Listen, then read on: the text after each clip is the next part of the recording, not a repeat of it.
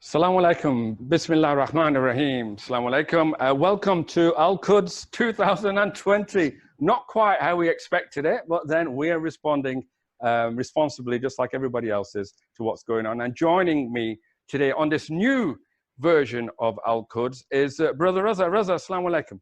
Wa alaikum assalam, Nazim. It certainly is a very different way of making sure that we remember Quds Day. It is indeed, and you're without your jacket and everything today, aren't you? Not keeping an eye on the fascists and the Zionists that normally accompany them. Yeah, I think the fascists and the Zionists are nowhere to be seen, and I think it's going to remain that way, whether it's on here or on social media. They can't access, they won't be able to disrupt. We're going to carry on. Quds Day continues. Absolutely, and nothing will stop it. That is the power of Quds Day. Why? Because it's all about love, it's all about peace, it's all about unity, and it's all about humanity. And that's what we're all justice. About. And justice. Justice. That has to be there, absolutely. Absolutely, and justice. And the interesting thing about today, Raza, is that we are actually international. We're not just in London, in the streets of London. We are going out further and wider and globally. We are in countries like, we're actually in Jerusalem being, people can pick us up there, in America. Tell us some of the other countries. It's been absolutely amazing. I mean, I think we've spanned the globe. Over 100 over 100 organizations from many different countries have joined. Malaysia, Pakistan, India, Iran. We've got France, we've got the UK, we've got America. So it's spanning right across the globe. It's amazing how many people have actually joined in. And the amazing response in terms of being concerned about Palestine and with the desire that things need to change. Absolutely. And we've got two very important hashtags for you. One is hashtag Quds Day 2020. Please use that. And the other one is hashtag Fly the Flag. As you can see behind Raza and behind myself, we're not flying it in that way because we're inside, but it's up there. And I'm sure the traffic going by and so on and so forth can see that we've got these up. So that's what we're all about. Raza, tell me about the previous year, what's going on in Palestine. We've seen basically, even with COVID, the relentless attacks on the Palestinians by the Zionists and the IDF.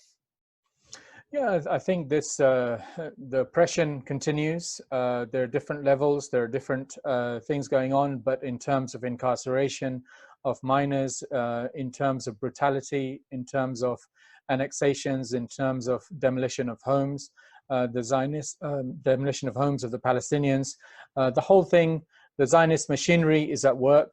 And what they've also got is a very naked support from the USA in terms of what they're actually doing and their plans for where they're going to take the whole Zionist project next, and the level of support that they're actually going to give it without, in some ways, it opens it up that what America is actually really about, the fact that they are total supporters of Zionists and they always have been. And what Trump has done is just bared that open. Yeah, no, thanks for that, Raza. I mean, just to let the viewers know what we've got ahead, we've got a host.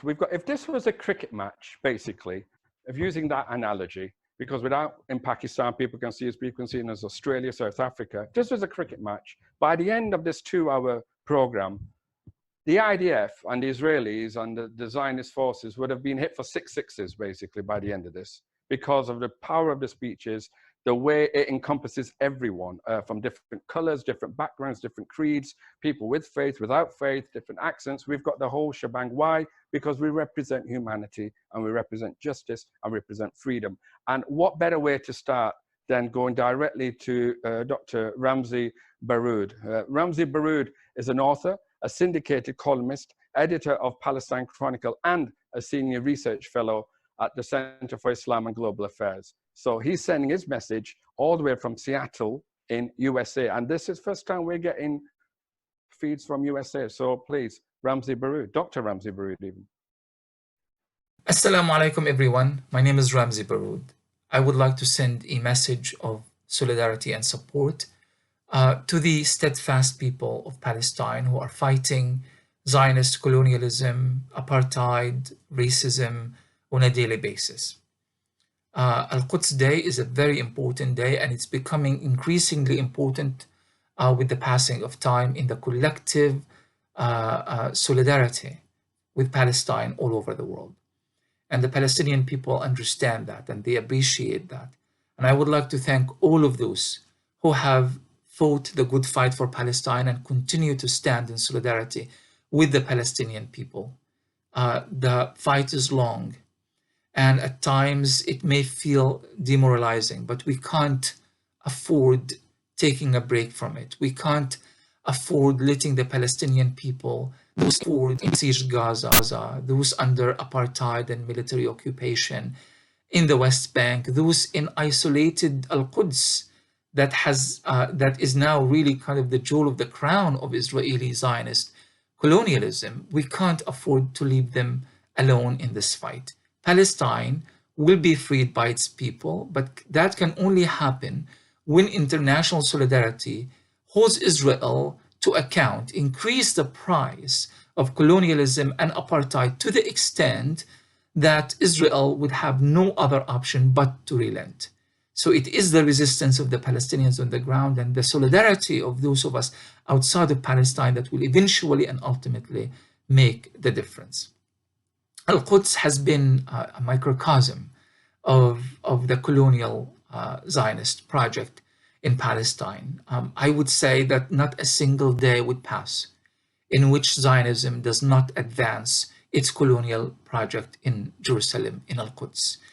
Al-Aqsa Mosque and various other Muslim shrines and holy sites, Christian holy shrines and sites as well, Palestinian private properties. Every single day, they are being watched very carefully. They are being attacked routinely.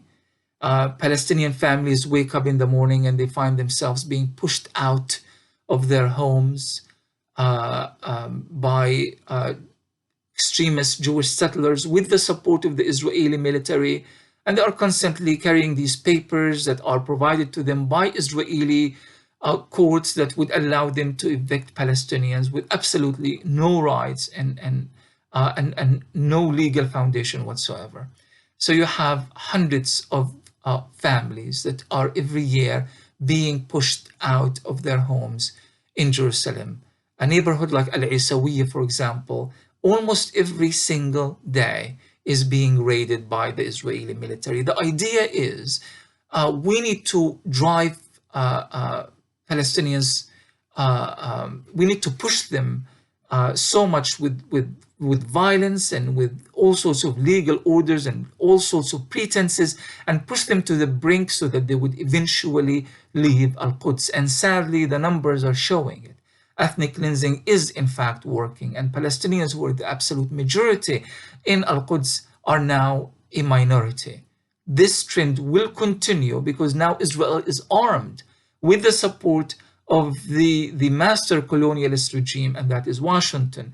The American recognition of Jerusalem as the supposed internal and undivided capital of Israel, and the decision to move the American embassy from Tel Aviv to Jerusalem are all kind of the beginning of a whole new campaign where Israel wants to normalize the idea of Jerusalem being Israeli property and part of Israel, and that is not to be negotiated. In fact, this is what Trump himself has said when he said Jerusalem is now off the table. Of course, he has no legal right to do so. International law continues and will continue to recognize Jerusalem is Jerusalem, Arab is Jerusalem, as the capital of a future Palestine. We can't allow this to happen. We can't allow Israel to normalize that idea. And Israel is doing everything in its power to do so.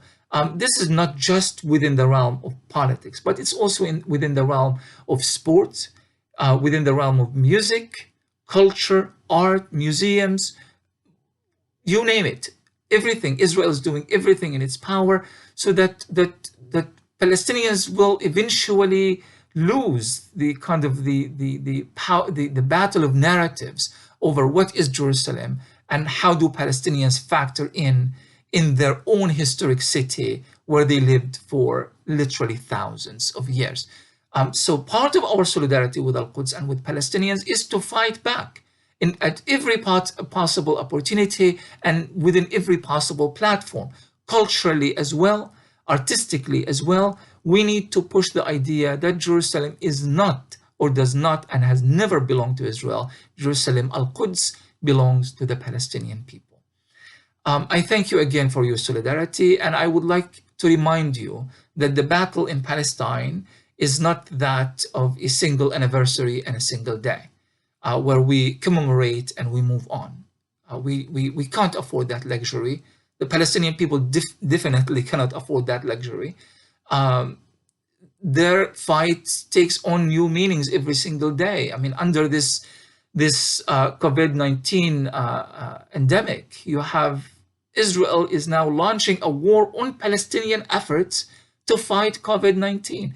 And again in Jerusalem, because they don't want them to even make a claim that they can look after their own people to fight the coronavirus within Jerusalem. So they are demolishing clinics. They are preventing UNRWA, the United Nations institution that is responsible for the welfare of Palestinian refugees. They are preventing UNRWA from operating in Jerusalem, not just in the educational field, but also within the healthcare field as well.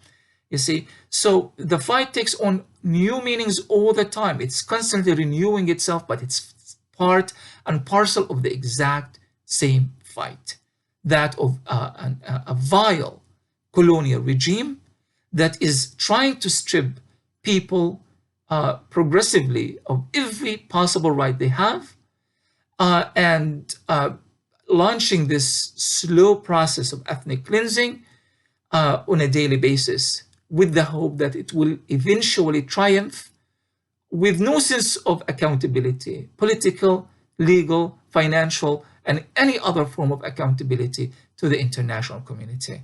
Are we going to allow this to happen? Of course not. And we will continue to fight back, and we will continue to take initiative, and we will continue to place Palestine at the center of our collective struggle for freedoms, justice, and rights all over the world.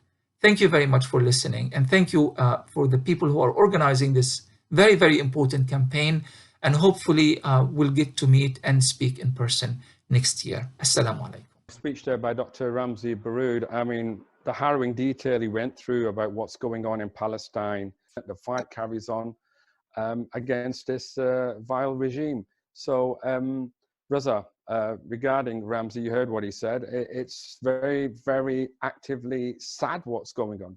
Yes, I mean, it is. And I think he hit the nails on the head in a number of things, that it's about, you know, one of the things that, I mean, there were many things that were said, and we don't want to go through the whole thing, but certainly the normalization and of Zionism, that needs to be challenged, and that's something that needs to be done. And it is something that needs to be highlighted, and you're absolutely spot on in terms of the kind of things that he has actually talked about and so on. Yeah. So, I mean, like, as we said, we've got a host of speakers for you. We've got speakers, we've got scholars, we've got academics, we've got spoken word artists, we've got poetry, we've got nasheeds, we've got songs, all packed in. So we need to quickly move on. And Reza, you're going to be very fortunate enough to interview someone who's a great campaigner, just like Dr. Ramzi Baroud, on these issues, especially about colonialism, indeed. Not Professor Ramon Grossfrugel. Hola, Ramon, ¿cómo está? Muy bien, ¿y tú? ¿Cómo estás? Muy bien, muy bien. Just going to go back to English because my Spanish finished there. Okay.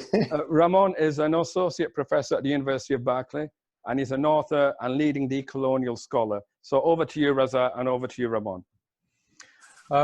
Ramon, it's been a pleasure over the years to actually have engaged with you in different conferences and different workshops. But for some reason, it hasn't been possible because of timings for you to be involved in the Quds Day rally and in this way. And certainly these circumstances have allowed this actually to happen. So it's a pleasure to have you joining us on the Quds Day rally in London. Thank you for the invitation. Assalamu alaikum to all of you. Ramadan Karim. And Ramon, I want to start off by saying, you know, one of your specialities, as has been introduced by Nazim, was talking about, you know, academically the whole issue of decoloniality. And it is something that you have talked about in terms of your academic field and so on and so forth. In terms of applying the decoloniality lens to this issue of the Tel Aviv regime and Palestine, how would you put this together? Well, basically, the way I will see this is that I think that Palestine is a microcosm of many things that happen in the world. That is, we need to understand that the resistance of Palestinians and the type of colonialism that is exercised against them, in a sense, concentrate what happens in many other parts of the world, probably in multiply by 100, okay? Because in many ways, we could say that this is one of the worst situations at a world scale from the point of view of humanitarian disasters. And in a sense, the Palestinians are in the zone of non-being, what Fanon called the zone of non-being, which is not that they don't have a being, they have it. It's just that in the racist world we live, Palestinians are placed as under the line of the human, dehumanized as non-human, subhuman. And therefore that give the colonizers the authority to exercise against them forms of dispossession and violence that also you see in many parts of the world. So in a sense, is the Zionist project is just a continuation of imperialism, colonialism, but condensed and multiplied by 100. This is the way I will describe Palestine today. But the other side of the story is that the Zionists, even though they don't know it, or they might think they will be there forever, they have the days counted, because in a way the Middle East is changing very fast. The triple alliance between the Saudis, the Zionists, and the US imperialism have lost several wars already in the Middle East right now, as we talk, in Syria, in Iraq, in Yemen, they're losing the war, and against Iran, they haven't been able to move a finger because Iran is very well prepared. So, in a sense, they are losing a lot of the wars, a lot of the strategy they're trying to deploy there, and I think they have the days counted, both from the point of view of the internal politics of the Zionist project and also from the point of view of the international arena. And that's the hope that we have, that we might see the liberation of Al-Quds during our lifetime, inshallah. Yeah, I think the kind of things that you've talked about in terms of putting that framework around Zionism being part of that bigger project is quite a useful kind of way of actually thinking about some of the things that are actually going on. And you advocate this, obviously, this whole thing, and it's clear from what you're actually saying that it's not just about an academic endeavor, but it's also a practical implementation of this project in terms of decoloniality. And so how do you envisage that this is going to be implemented at a practical level, and what kind of steps do you want to see in that? Well, basically, we need to intensify the BDS campaign. I mean, there's a lot of things we can do. And, many people from different parts of the world, they sometimes feel impotence about what to do. But here is something very practical we can do wherever you are, which is BDS. We need to boycott the Israeli state and as a Zionist criminal state, as a state that practices genocide. And we can do it from wherever we are around the world. And we have to boycott also the universities. This idea about freedom of speech, the freedom of academics, what kind of freedom you're talking about when the Palestinian universities are constantly being attacked by the Zionist state, when you have the professors' life at stake constantly in Palestinian universities when there's no way you can do an exchange with any Palestinian university without the consent of the Zionist state and so on. But Ramon, I want to come in here, if I may. One of the so the BDS campaign and the issue around the universities and so on, one of the issues has been that any time that there is any sort of a campaign to do the kind of things that you're actually saying, those conferences, those workshops are closed down.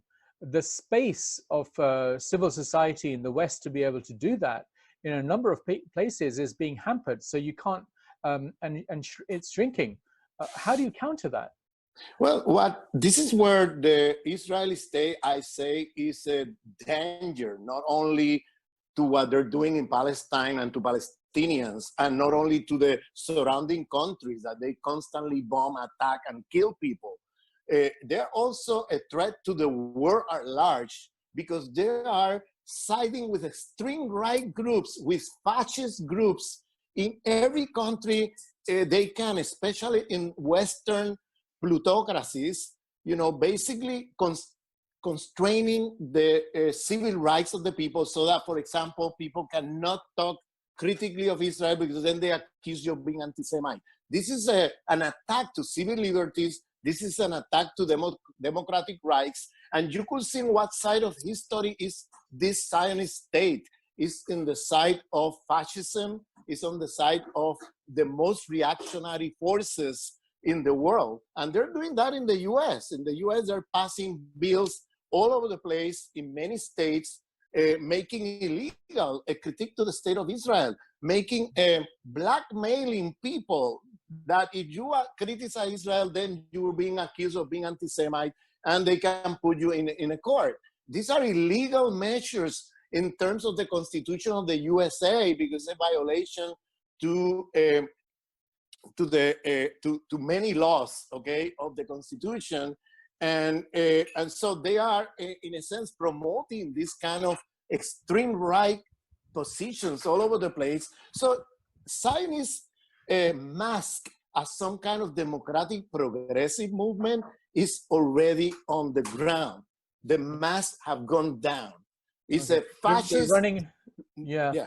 Sorry to interrupt, Ramon. I mean, Yes. it's absolutely very powerful, the kind of stuff that you're actually saying and what needs to be done. Very quickly, very briefly, 30 seconds or so, what would your message be to the Zionists and what would your message be to the Palestinians? Very quickly, before we move on. To the Palestinians, you have in front of you the possibilities of success very high, especially when you have a state that, even though in appearance looks to be very powerful, in fact, they're very weak because when they have to do this kind of extreme right measures all over the world to sustain themselves, that shows their weakness. And therefore, to the Zionists, you have the days counted. You have the days counted. You will be like any other apartheid regime in the world, like South Africa and many others. You'll fall down sooner than later. Thank you so much, Ramon. It's always great talking to you. Thank you for joining us. Stay safe. #fly the flag. Go out there, stick it on your house and so on as well. That'd be great to see. Thank you again, Ramon. And we'll, inshallah, meet up again physically at some point in the future. Great. Muchas gracias, Ramon. Ciao. Ciao. Ciao, ciao. Thanks, Reza. Thanks for, and don't forget #fly the flag and #Al-Quds Day 2020. Ramon there with, as usual, fantastic, packed with information. Look at these videos afterwards, go through them again, and you'll see they're great resources for you as well. One thing we're very good at doing with Al-Quds and in Al-Quds, because it's a natural reaction, is to bring people from different faiths together, from all the different faiths together. And again, today is no exception this year. And I'd like to go into a message that we received from Reverend Daniel Burton, who's an Anglican priest in Manchester and has a long history of charitable work for and inside Palestine. So a message here from Reverend Daniel Burton. Hello, my name is Reverend Canon Daniel Burton. I'm an Anglican priest in the Diocese of Manchester. My current connection to Palestine is that I'm a trustee of the charity Action Around Bethlehem Children with Disability, ABCD. Prior to that, I was a trustee of the charity Embrace the Middle East, formerly known as Bible Lands. But my original connection to Palestine is that from 1986 to 1988, I worked in a children's home in Ramallah with Palestinian Christian orphans.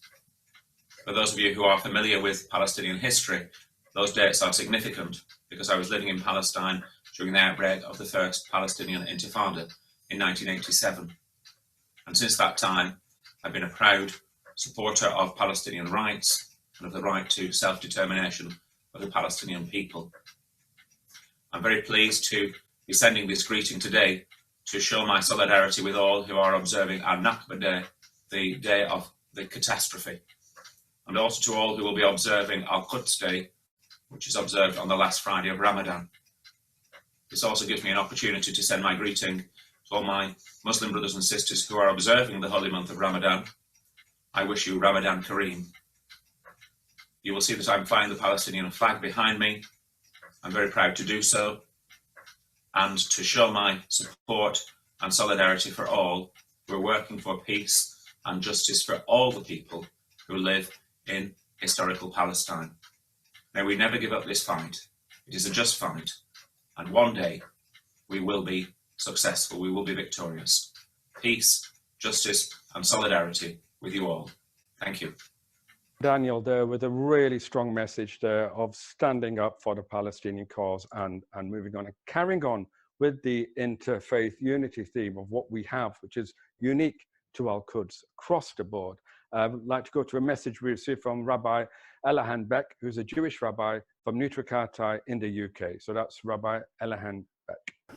Quds Day is a day for remember for Palestine, to come out and show solidarity for Palestinian people.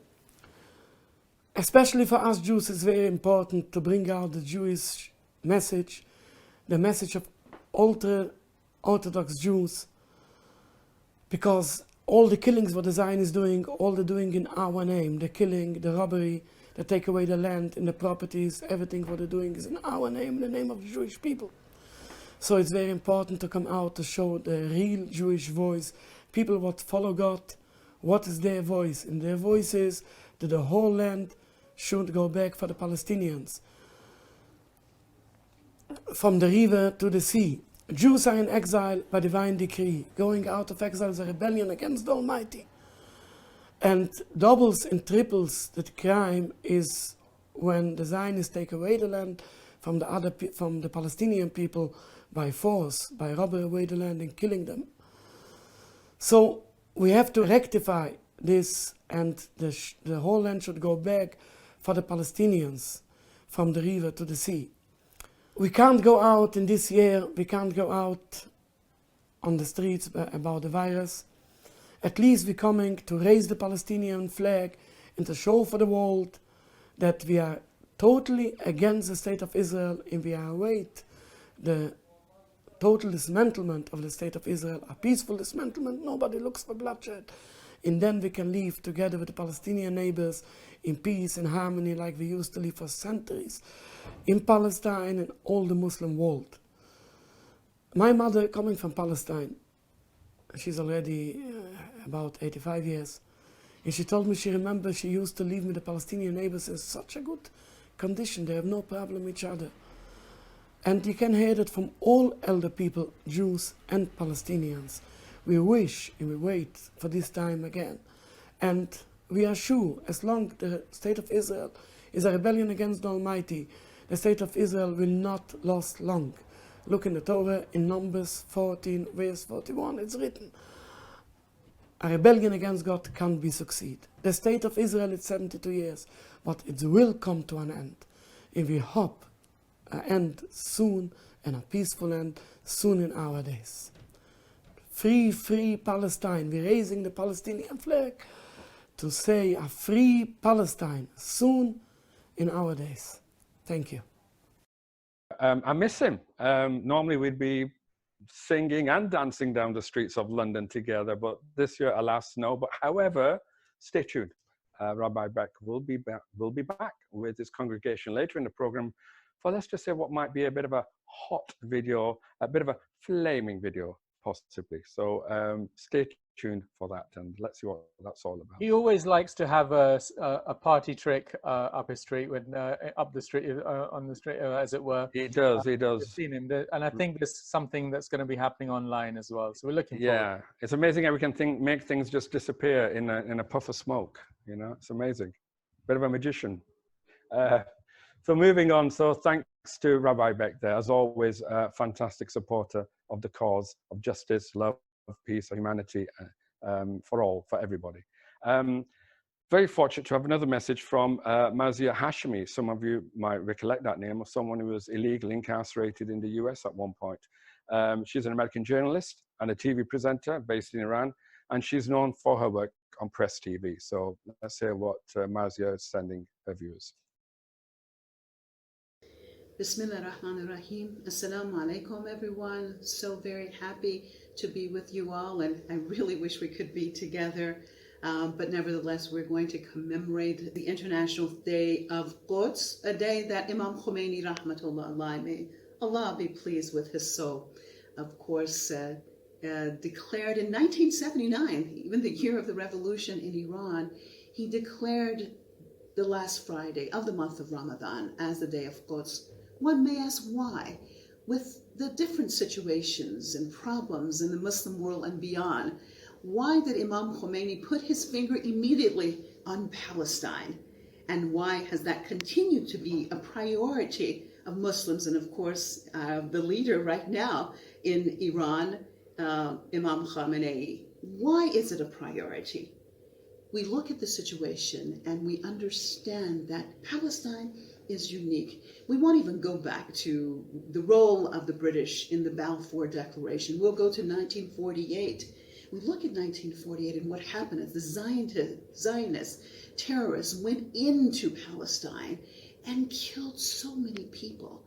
Overnight, 700,000 people, 700,000 Palestinians were kicked off of their land, never to return to their home.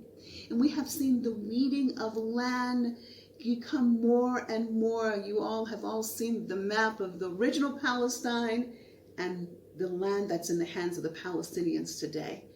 And we see that hardly anything is left. And nothing will be left if we don't stand up for Palestine, because the entity, the Zionist entity, is one that will continue to expand, as we have seen over the years. And now we've seen they're talking about annexing, of course, Syria, talking about the Golan Heights, and now, of course, also Jordan. They will not be stopped until we stop them. And this is very important, that we have to stand up. No agreement is going to settle the situation. We have seen talks in the past, whether we're talking about Camp David Accords or Oslo, Madrid, and now the so-called deal of the century, which of course still takes more land from the Palestinian, takes more of their rights away. If we don't stop this entity, it also affects not only the Palestinians, but the region and the world. We have seen the role that the Zionists played in terrorism in this region, supporting, for example, al-Nusra Front in Syria. We have seen the role of them assassinating people at will throughout the region. One example would be the nuclear scientists inside of Iran. The entity's existence is to destabilize the region and beyond. As long as we turn a deaf ear to what they're doing, they will not be stopped. But that's where you and I come in. We will stand up for what is right. We will not allow them to continue to do what they have been. And that's only if we raise our voices, get the right information out. We're going to wave our flags this Friday. We're going to get on social media and we're going to inform. Because of course we know the Zionist lobbies throughout the world, they have this misinformation campaign going on. And every time you try to point out the truth, then they say, oh, you're anti-Semitic. And of course the Palestinians are Semitic, by the way. So forget that label that they're trying to use. Everyone stand up for the truth. We have to stand up for the truth. There is no other way. And while we're just remembering everyone who stand up for truth, a lot of them, let us not forget Major General Qasem Soleimani, and standing up for the truth. He gave his life. He gave his life for the liberation of others. And one of his main goals was the liberation of Palestine. And let's make that happen.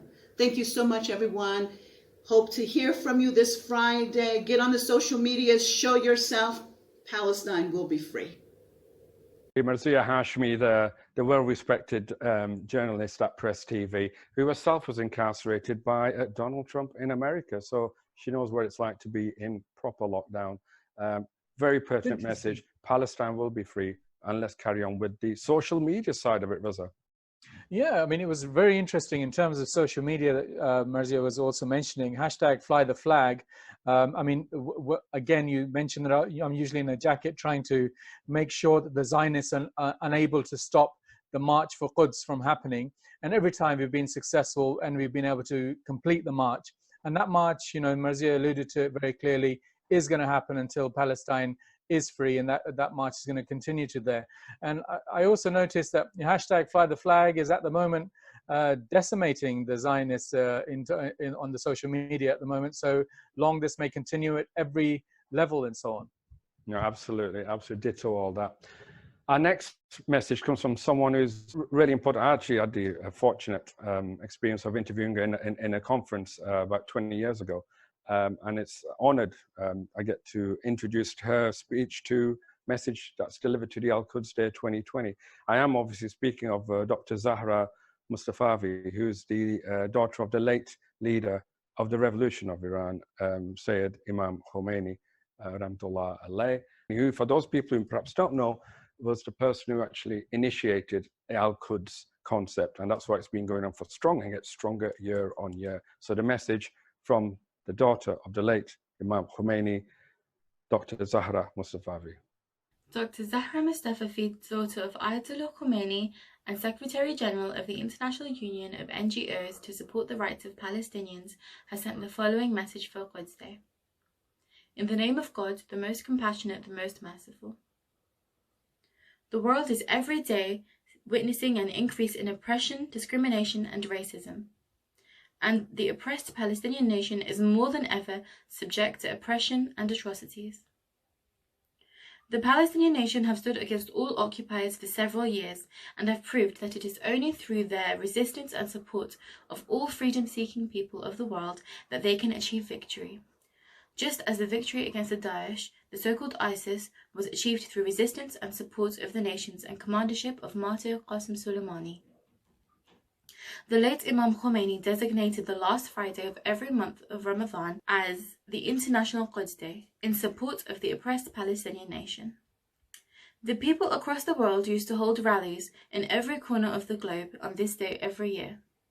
But this year, due to coronavirus pandemic, assembly of the people is not possible. Therefore, it is pertinent that the freedom-seeking people of the world mark the International Quds Day through any means at their disposal. Today, that the media draw people's attention more than ever, everybody can function as a media. Everyone, through publishing photos, clips, and virtual sessions, can inform the free-spirited youth of the world of the crimes committed by the Zionists, which is the most important step for the Palestinian people to achieve their goals. The International Quds Day coincides with the Nakba Day, Catastrophe Day this year. We should remember what an injustice was done to the Palestinian people 70 years ago. The Zionists have made the Palestinian territories insecure through terror, assassination, and bombing. The Zionists, through a great plot and mass killing, have hijacked the territory that is sacred to the followers of all the divine religions.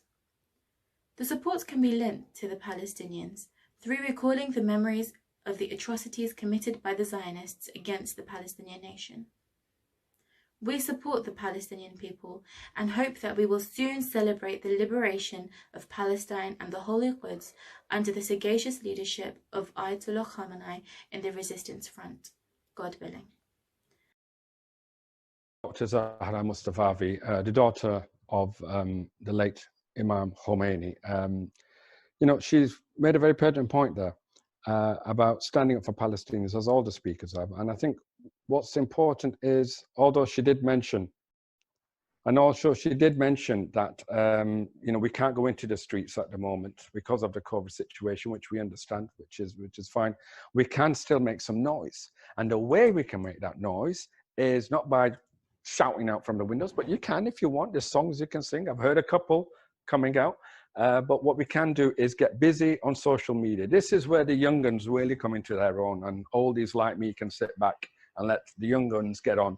And we've got two hashtags, hashtag Al-Quds Day 2020 and hashtag Fly the Flag. And as Reza said before, by the looks of it, as somebody once said from Norway, Maggie Thatcher, your boys are getting a beating.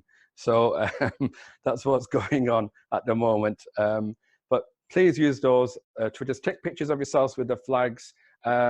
Take pictures of yourselves with, obviously, with family. If you can social distance from friends, if you've got a big enough flag, I know where there is one, you can social distance with a flag. You can take pictures with your friends as well, technically. There's pictures I've seen outside Buckingham Palace, outside Downing Street, all over London. They're popping up everywhere. Everywhere you look, there's pictures of the Palestinian flag all over the landmarks of London, and long may that continue. As we said, one thing that we in Al-Quds are very, very proud of is the fact that we are all about humanity, we're all about peace, we're all about love, and we're all about justice. And that's why we always manage to unite people with faith and people of no faith together over this noble cause of Palestine. And no more so than in places like New York, where, you know, again, for people who don't know, and there may be some people watching this for the first time and not aware, that there's a very, very strong Orthodox community, Orthodox Jewish community, who are very, very pro-Palestine, and not just pro-Palestine, but it's part of their belief to actually speak up for the Palestinian cause at much cost to themselves. I have seen these rabbis, like we saw Rabbi Beck before, they've been punched, they've been spat at, and I've seen that physically, I've seen that happen. They get called capo, they're being slandered all the time, and yet they stand with truth, justice, peace, humanity, and love. And we salute them for this. And I'd like now to introduce Rabbi Wise, Yisrael David Wise, who's an activist and spokesman of Neutral Carter in New York. And Reza, I know you're getting the pleasure of interviewing Rabbi Wise. And Rabbi Wise, Shalom Aleich, thanks for joining us. Alaikum salam. It is, with the help of the Almighty, it is a great privilege to be in this program now.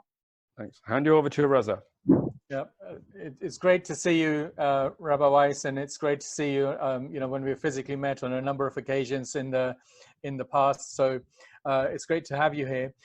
There are some questions that I would like you to see if you can give some ideas about how you can think about it, because sometimes what you have is that the Zionists claim that the formation of Israel is part of a religious necessity on the part of you know, Judaism and so on. How do you, as someone who is from the Orthodox Jewish community, answer that? Because you're batting for Palestine, as it were. Again, I pray to the Almighty to bestow upon me His truth and His wisdom, that I may convey His message and so sanctify His name and inshallah bring peace to the world. And assalamu alaikum to the worldwide audience. The fact is that the Zionism and the State of Israel is a relatively new movement, very new. It is the Zionism is a little over 100 years. The State of Israel is a mere 70, unfortunately 72 years now. The Judaism is a religion of 3,000 years, and they are diametrically opposite. They are contradictory in the fullest extent. There's no question of that. Judaism is subservience to God. It is to accept the words of the Torah, which just hit upon two issues. You're not allowed to steal, you're not allowed to kill. And we are, since the destruction of the temple 2,000 years ago, we are expressly forbidden to create even 1 inch of Jewish sovereignty, and because we were banished by God as a nation from the land. As individuals, we were always through history living there and was permitted by God, but under the difference, let's say the Ottoman Empire, which we lived side by side with the people, the residents of the Holy Land, without a problem. As a nation, we are forbidden to have 1 inch of Jewish sovereignty in any part of the four corners of the earth, and certainly were forbidden to have that in the Holy Land, as we were banished as a nation. We were even put under oath not to return en masse in large numbers in any shape or form, and we're not to rebel against any nations. We have to pray for the well-being of the countries we reside and be loyal citizens, and not to make any attempt to end exile. This was respected. We went through many hardships, the Inquisition, the Crusades, many times throughout history. We never, our rabbis, who are the leaders of Judaism, as is natural and what it should be, that the religious leaders are the leaders, not like today the politicians, but the fact is the rabbis stood up in total opposition whenever any movement or anybody tried to make a Jewish concept of state, which was only really happening in a colossal way in the movement of Zionism. And in fact, when it was seeming to come into fruition, when it was going to be accepted by the United Nations, the chief rabbi of Palestine at the time, who was Rabbi Yosef Tzvi Dushinsky, went with a delegation of rabbis to the delegation of the United Nations in Palestine, and he pleaded with them, which is something which I carry around with me all the time, this document. It is a United Nations document in a declaration before the United Nations in July 16th, 1947. I'm just going to quote one sentence. He said, "We furthermore wish to express our definite opposition to a Jewish state in any part of Palestine." This was his message. This was the message. Now, I'm calling him the chief rabbi of Palestine. I want you to understand that the Zionists, in 1947, this was July 16th, 1947. I just want to mention that when I say he's the chief rabbi of Palestine, this should not be confused with the Israeli rabbinate and their chief rabbis, which is a farce, and it's a facade. They just created that to give them legitimacy. It has nothing to do with the real rabbinical authorities and that were there from all the years in Palestine. We still have a rabbinate and a chief rabbi over there today. If I can ask you another question with regards to that, and are there anti-Zionist Orthodox Jews living in Israel, and how long have they been there, and what's their relationship like in terms of with the Zionist state and the Palestinians?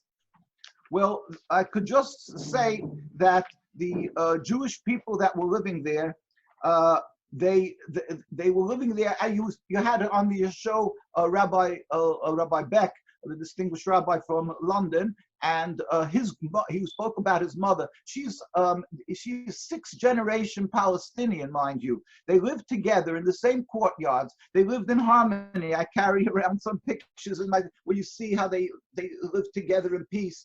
They babysat each other's children, the most precious item that people have when they had to go to synagogue, and they had to go, or the Arabs had to, Muslims had to go pray. And they lived in one unit. The difference of religion, which is very important, is critical to stress. This issue here of the occupation and this conflict today has absolutely nothing to do with a religious conflict. The religion is nothing to do with this this rift that has been driven between the Arab populace and the Jewish populace, because the Judaism, in fact, is together with the Palestinians, that we agree that it's a cardinal sin. It is unacceptable to create a Jewish sovereignty. It is a political movement of Zionism that is fighting religion, fighting the concept of serving God. And that's why we were always living together in peace, regardless of that we were very religious Jews together with very religious Muslims and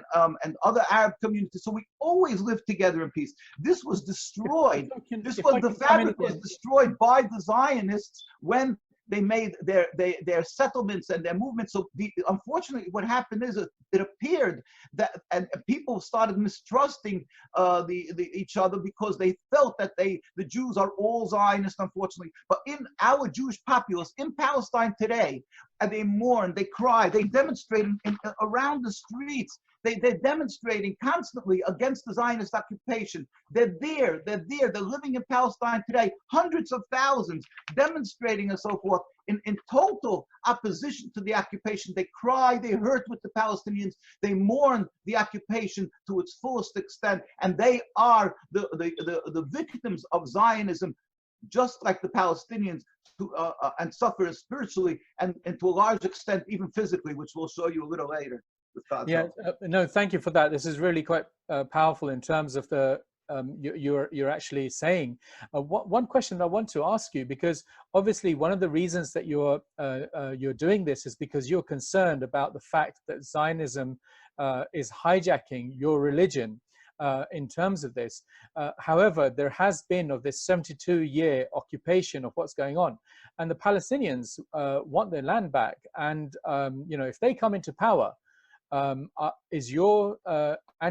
you think the anti-Zionist Orthodox Jewish community are worried about what could happen to them? I mean, are you worried about any revenge that would be taken in that way? Well, obviously, the issue of our heart is with a free Palestine, and we want and we pray every day that it should immediately occur. This God should help speedy and peaceful dismantlement of the Zionist state of Israel.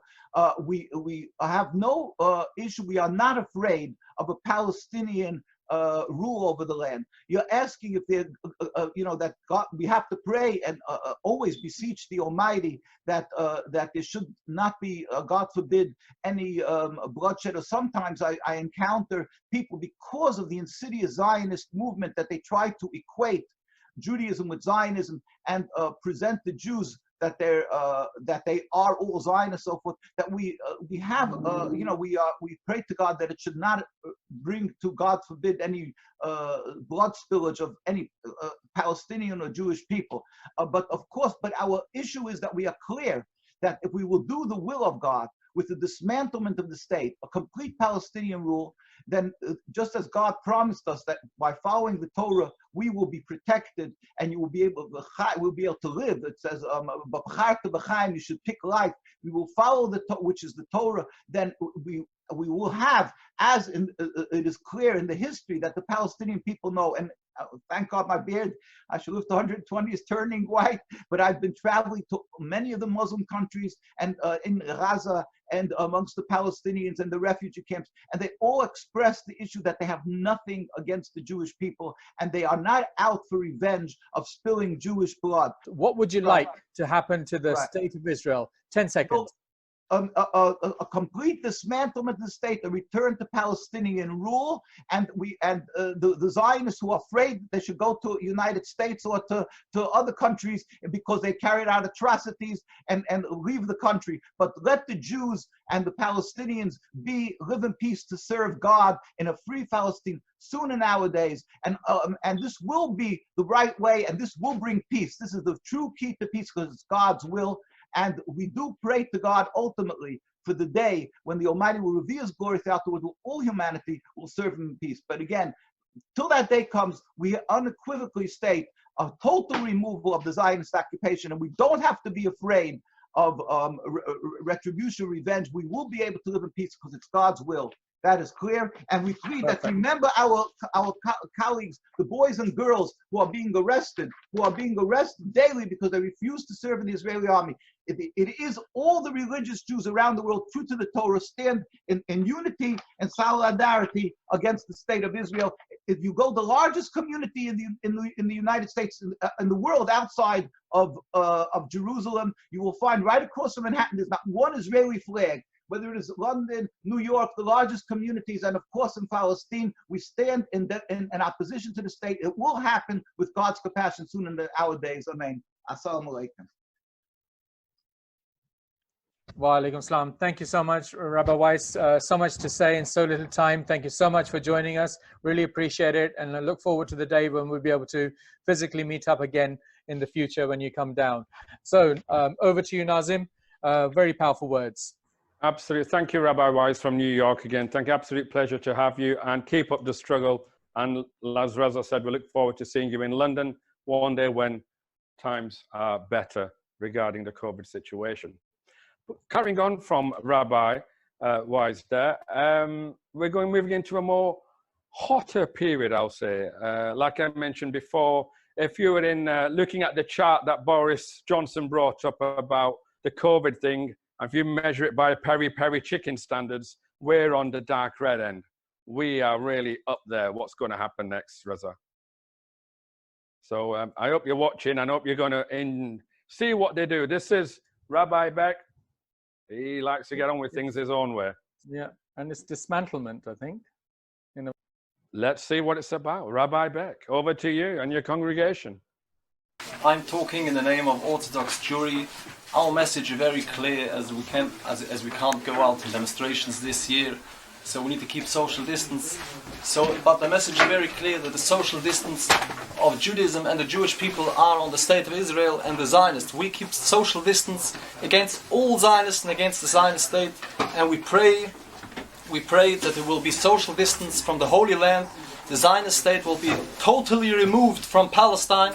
It will be totally social distance, and then there will be peace on the world.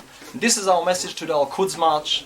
In the name of all Jewish people, in the name of the Jewish religion, it is very clear. You need to be very clear that the state of Israel does not represent the Jewish people, does not represent Judaism. They never represented the Jewish people at all. And our message to the world, especially to the Palestinian people, is that we're feeling your suffering. Even we can't go out in mass in public this year because of the virus. But keep on protesting. Don't give up, and free Palestine. We're burning the flag to bring out the message that we are away from the total dismantle of the state of Israel. Jewish people on the wall, religious people looks like me. They are in a position against the state of Israel in a way that dismantlement of the state of Israel. Of course, we are not looking for bloodshed. We await a peaceful dismantlement, a speedily and peaceful dismantlement. My message is for the world. People should know, Jews and Muslims have no problem each other. We live for centuries together in peace and harmony. We live in Muslim countries much better than the rest of the world.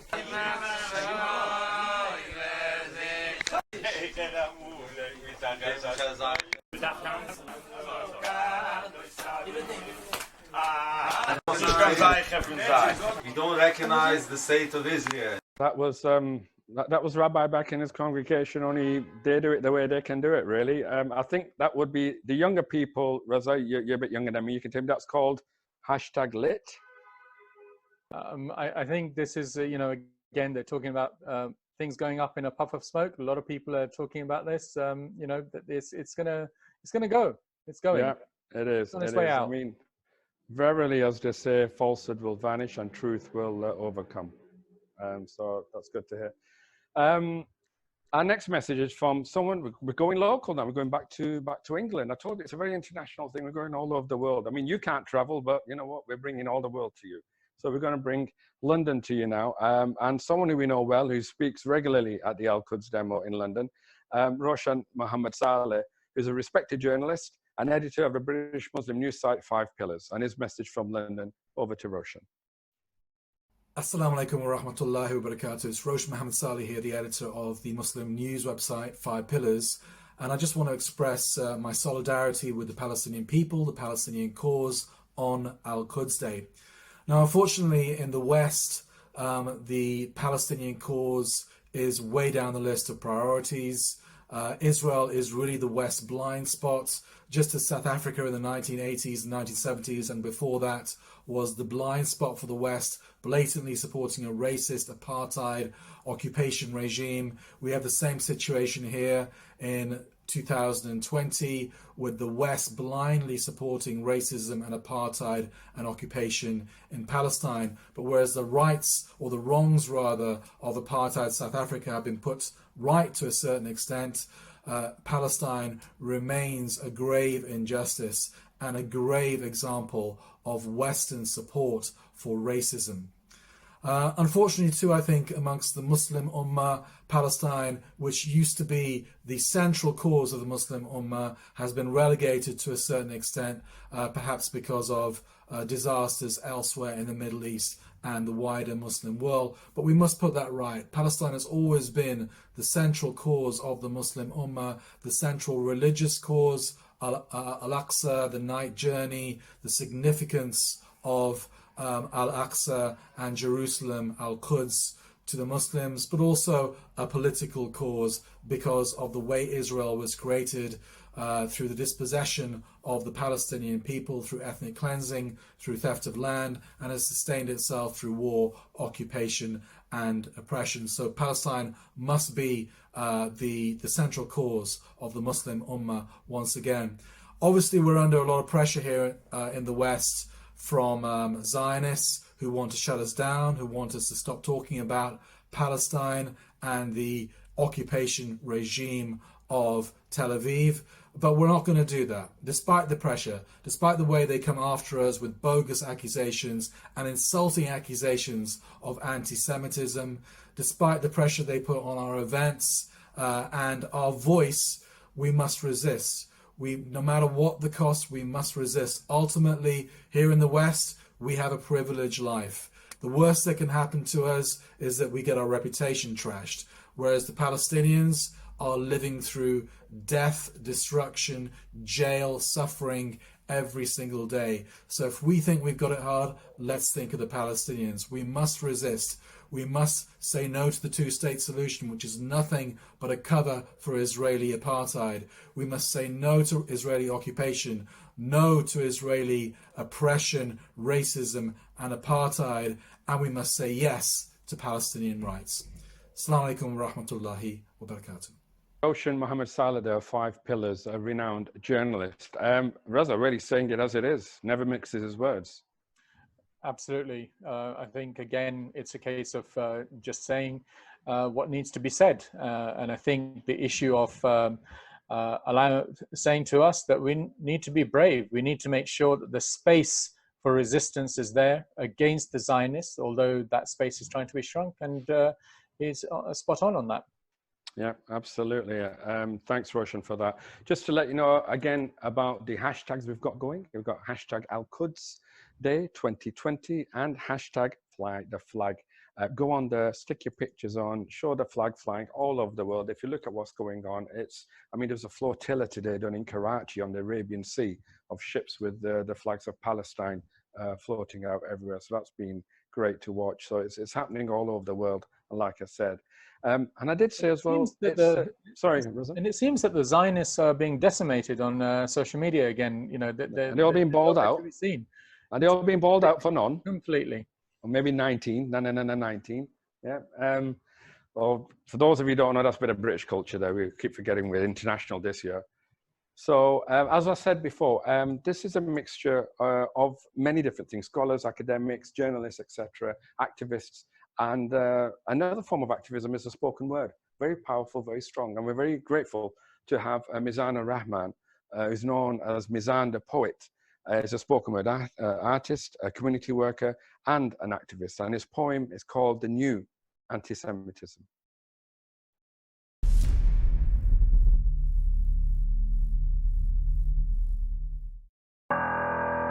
According to a lot of Zionists, I'm anti-Semitic. Anti-Semitic because I support the human rights of Palestinians, therefore, in their minds, I'm probably aligned to Hezbollah, Hamas, and other so-called militants.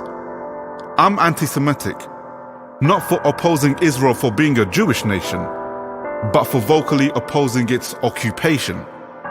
Anti-Zionism is treated like an extremist belief by organizations like Campaign Against Anti-Semitism, whose work stifles my freedom of speech when I say that Zionism isn't beyond critique. Am I being anti-Semitic for thinking that the Hezbollah is engaged in deceit? A government mouthpiece, which doesn't have to move around with prudence thanks to propagandists like BICOM and the Israel advocacy movements, PR.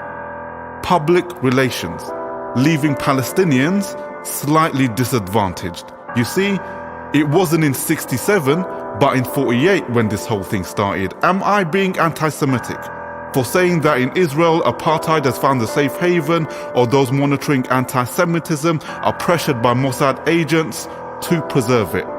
An utmost priority within Israel's national intelligence. In the UK, I'd like to know why the Charity Commission focuses on Muslim charities and not just funding Israeli settlements. Or am I being anti-Semitic for saying the following lyrics: new anti-Semitism only focuses on silencing Zionism's critics to leave Palestinians continuously dispossessed. New anti-Semitism also targets Jews who are politically on the left. Challenging anti-Zionism is a crucial component for organizations like Stand With Us and the Community Security Trust, although the way I see it, anti-Zionism doesn't make you anti-Semitic. Being anti-Jewish does. Call it a subtle difference that we have to make really clear. Jews are a people, but Zionism can be challenged just like any other idea, which may be, as implied by Obama, sacrosanct, but is certainly not sacred. New anti-Semitism places more importance on Israel when we should be focused on challenging anti-Jewish hatred. But since Zionists are effectively trying to make it racist to oppose a country now, tell me, what's so anti-Semitic about wanting to end the siege of Gaza or the occupation of the West Bank? Tell me, is it fair that a Jew born anywhere in the world can use the law of return to get Israeli citizenship, but Palestinian refugees ethnically cleansed by Israel have no right of return?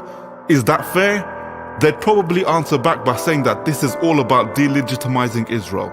This is all about us challenging the very existence of Israel, which, for the pro-Palestinian side, means that this debate is heavily fraught with risks. But similar accusations were thrown at South African anti-apartheid activists, and look, South Africa still exists. Our desire to see Israel change is about wanting Israel to see the indigenous Palestinians as human beings. It isn't about delegitimizing the state as it is about delegitimizing Israeli occupation and apartheid, both of which have no right to exist. But when we try to even talk about this, tell me, why is it anti-Semitic to call for equal citizenship rights for Israeli Palestinians and other minorities? I concede that after the Holocaust, Jews needed a place to go. But am I being anti-Semitic for questioning whether the victims have the right to become the victimizer? Because we may have immortalized the words never again. Still, ethnic cleansing happened again and again. Settlements were built again and again. Gaza was bombed again and again. The occupation expanded again and again, yet we're anti-Semitic for wanting Israel's oppression to end. Our problem is with the system, and not with Israelis as a people. We just want Palestinians and Israelis to live side by side as brothers in faith and humanity. The apartheid and occupation needs to be replaced by a regime based on justice and equality for both the Palestinians and the Israelis. But the only movement that's calling for this is branded anti-Semitic. BDS. Boycott, divestment and sanctions, whose three demands: ending Israel's occupation, equal citizenship rights for Israeli Palestinians, and the right of return, defines and epitomizes the phrase freedom of speech, because in the demands, you can see how the movement allows those who are suffering to speak. An important voice, since they're at the receiving end of everything that has happened. Tell me, is this Muslim BDS supporter anti-Semitic for wanting full equality between Jews and Arabs, in fact, between all of the children of Adam? Tell me, am I anti-Semitic to you? I think anti-Semitism is hatred of Jews because they are Jewish. It has nothing to do with the Israeli state. Now I'm going to go on from that, and I'm going to say something really clear. And I'm sure people will be listening to this one. I do not accept your premise that Israel is not a racist state.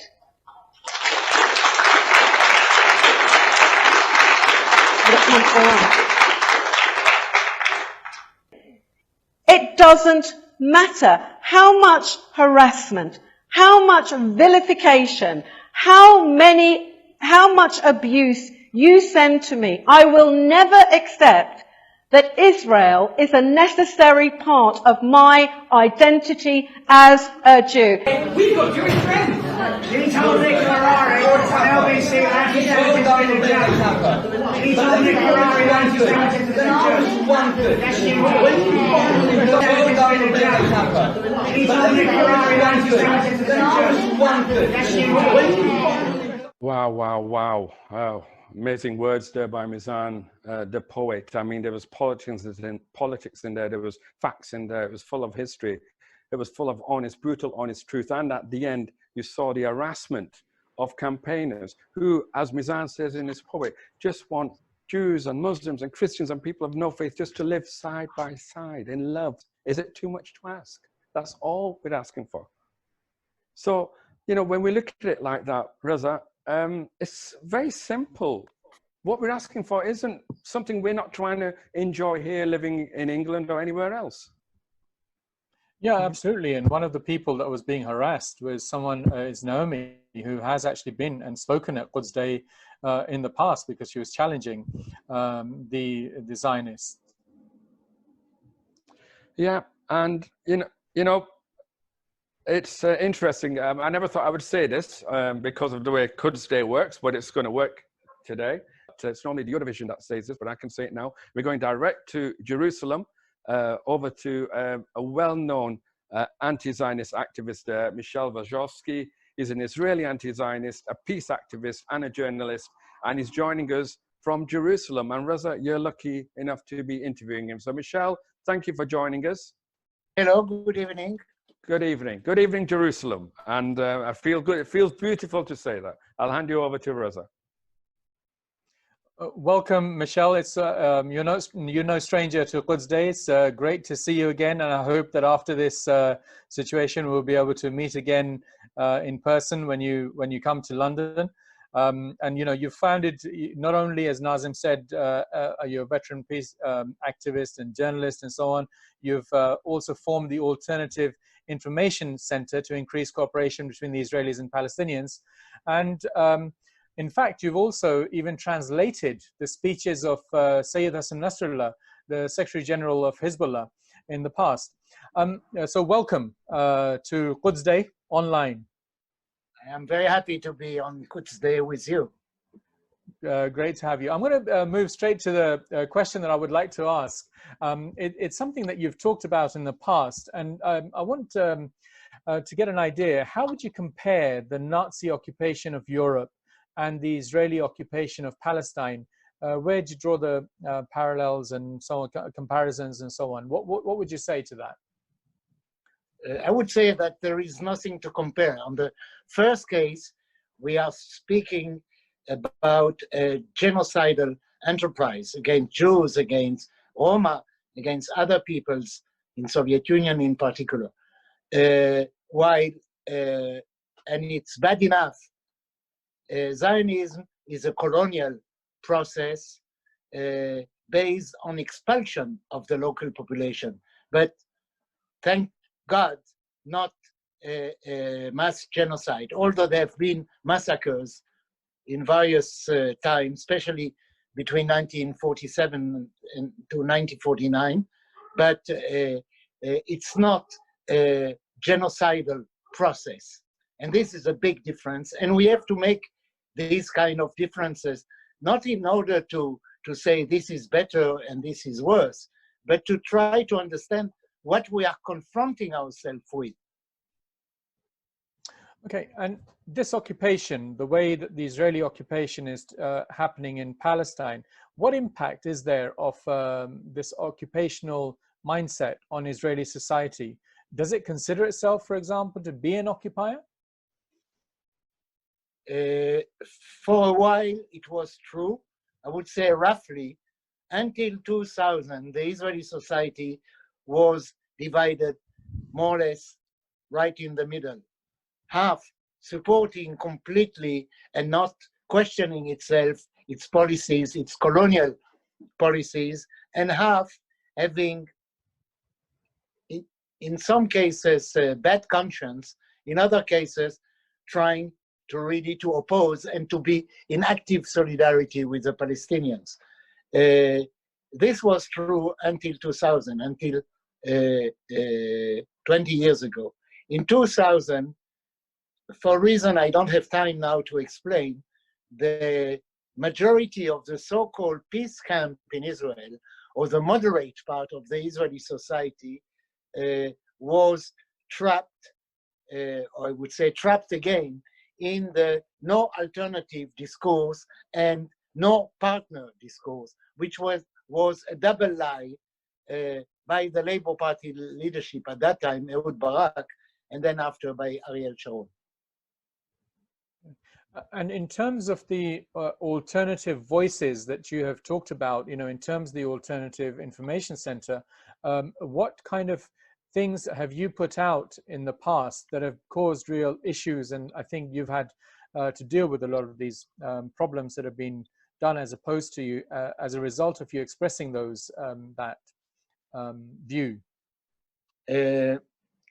We had in the late 80s problems, serious problems with the police and with the secret services. Our center was closed down. I was put into trial and ultimately condemned to 20 months prison for supporting Palestinian illegal organizations. But what is interesting is what was the material evidence which drove the Israeli secret services mad. It was simply a set of testimonies by Palestinian former detainees about the way they were interrogated and tortured. And they never denied the truth of what we published. The very fact of having published it was for them unbearable.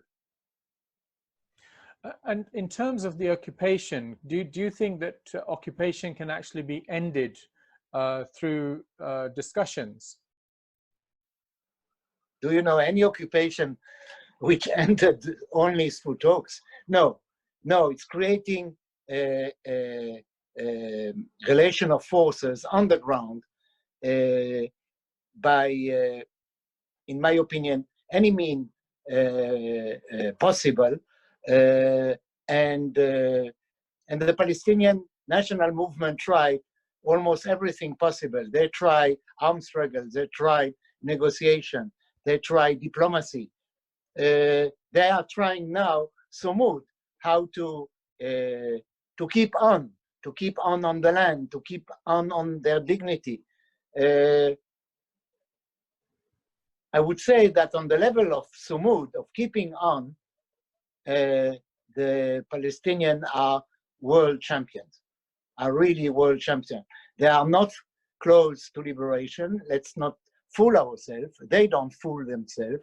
It's still a very long struggle, but as long as they will be able to keep the sumud, to keep their ability not to give up, not to say, we accept, okay, what are your conditions? What exactly President Trump is trying to do? It's a taking or leave it, and the Palestinian people unanimously say, it's a no deal. We don't have nothing to speak about it. I mean, it's very interesting to hear that, and you're always talking about the idea of resilience and making sure that whether the Palestinians can continue with this. Some people are actually talking about other developments that have actually taken place in the region, that, for example, with the assassination / martyrdom of Qasem Soleimani, the Quds force commander, that this will lead to the expulsion of the United States from the region. And that could in turn lead to the liberation of Palestine. Is there any concern about that within Israeli society in terms of that? How is that viewed there? Let's not fool ourselves. The Israeli society is, in its huge majority, unfortunately today, in its huge majority, has the feeling that the Palestinian issue has been totally marginalized, that they have very good allies among the Arab states, and they have US support as they never had before. Every stupid declaration, every stupid statement, every provocative step or even statement like annexation of the Jordan Valley now got immediately the applause of the White House. In such a situation, the majority of the Israelis say, why should we bother? Everything is good. And Europe, which used in the past at least to express a different voice. I will not say different policy, but at least a different approach and a different voice. Europe is completely out of the story now in the Middle East, having other priorities, and first priority being to try to keep Europe as an entity in any way. And Michelle, I mean, you've worked a lot with Palestinians yourself in terms of the anti-Zionist activity that you've carried out. Obviously, it's a long road ahead in terms of freedom for the Palestinians and their liberation. If one of the things, while this is going to take some time, when this liberation actually takes place, are you worried about revenge and if the Palestinians and when the Palestinians are in charge of Palestine? How do you see that? Very honestly, my surprise concerning the Palestinian people, the general mood, maybe I would say the Palestinian culture, is the ability to shake hands. If you recognize their right, if you say sorry, they say, okay, let's be friends. This notion of sulha, of reconciliation, but real reconciliation based on full recognition of rights, is something which is very deep in the Palestinian, I would say, culture even. And sometimes my surprise is coming from the other way. Sometimes, I will give you an example. I cannot not bring, it was some many years ago, we use, when the Israeli progressive, let's say, population, or the open-minded part of Israel was discovering with the Intifada, was discovering the Palestinian people and the Palestinian resistance, and we were organizing visits in Palestinian camps, in Palestinian villages, obviously, where some bad thing happened before. One kid was a martyr, one family has its home destroyed. And we were warning our guys, Israeli guys, be ready to hear a lot of anger. Be ready, don't forget who we are, we as Israelis. And we are coming to a family which is mourning just now. And our surprise was the welcome we got. Was that if we came with asking forgiveness for our people, from our society, the Palestinian men and women were totally open to accept us. This was my surprise. I wouldn't have behaved that way. I'm not a Christian who give the second cheek. You hit me, I hit you back. This is my culture.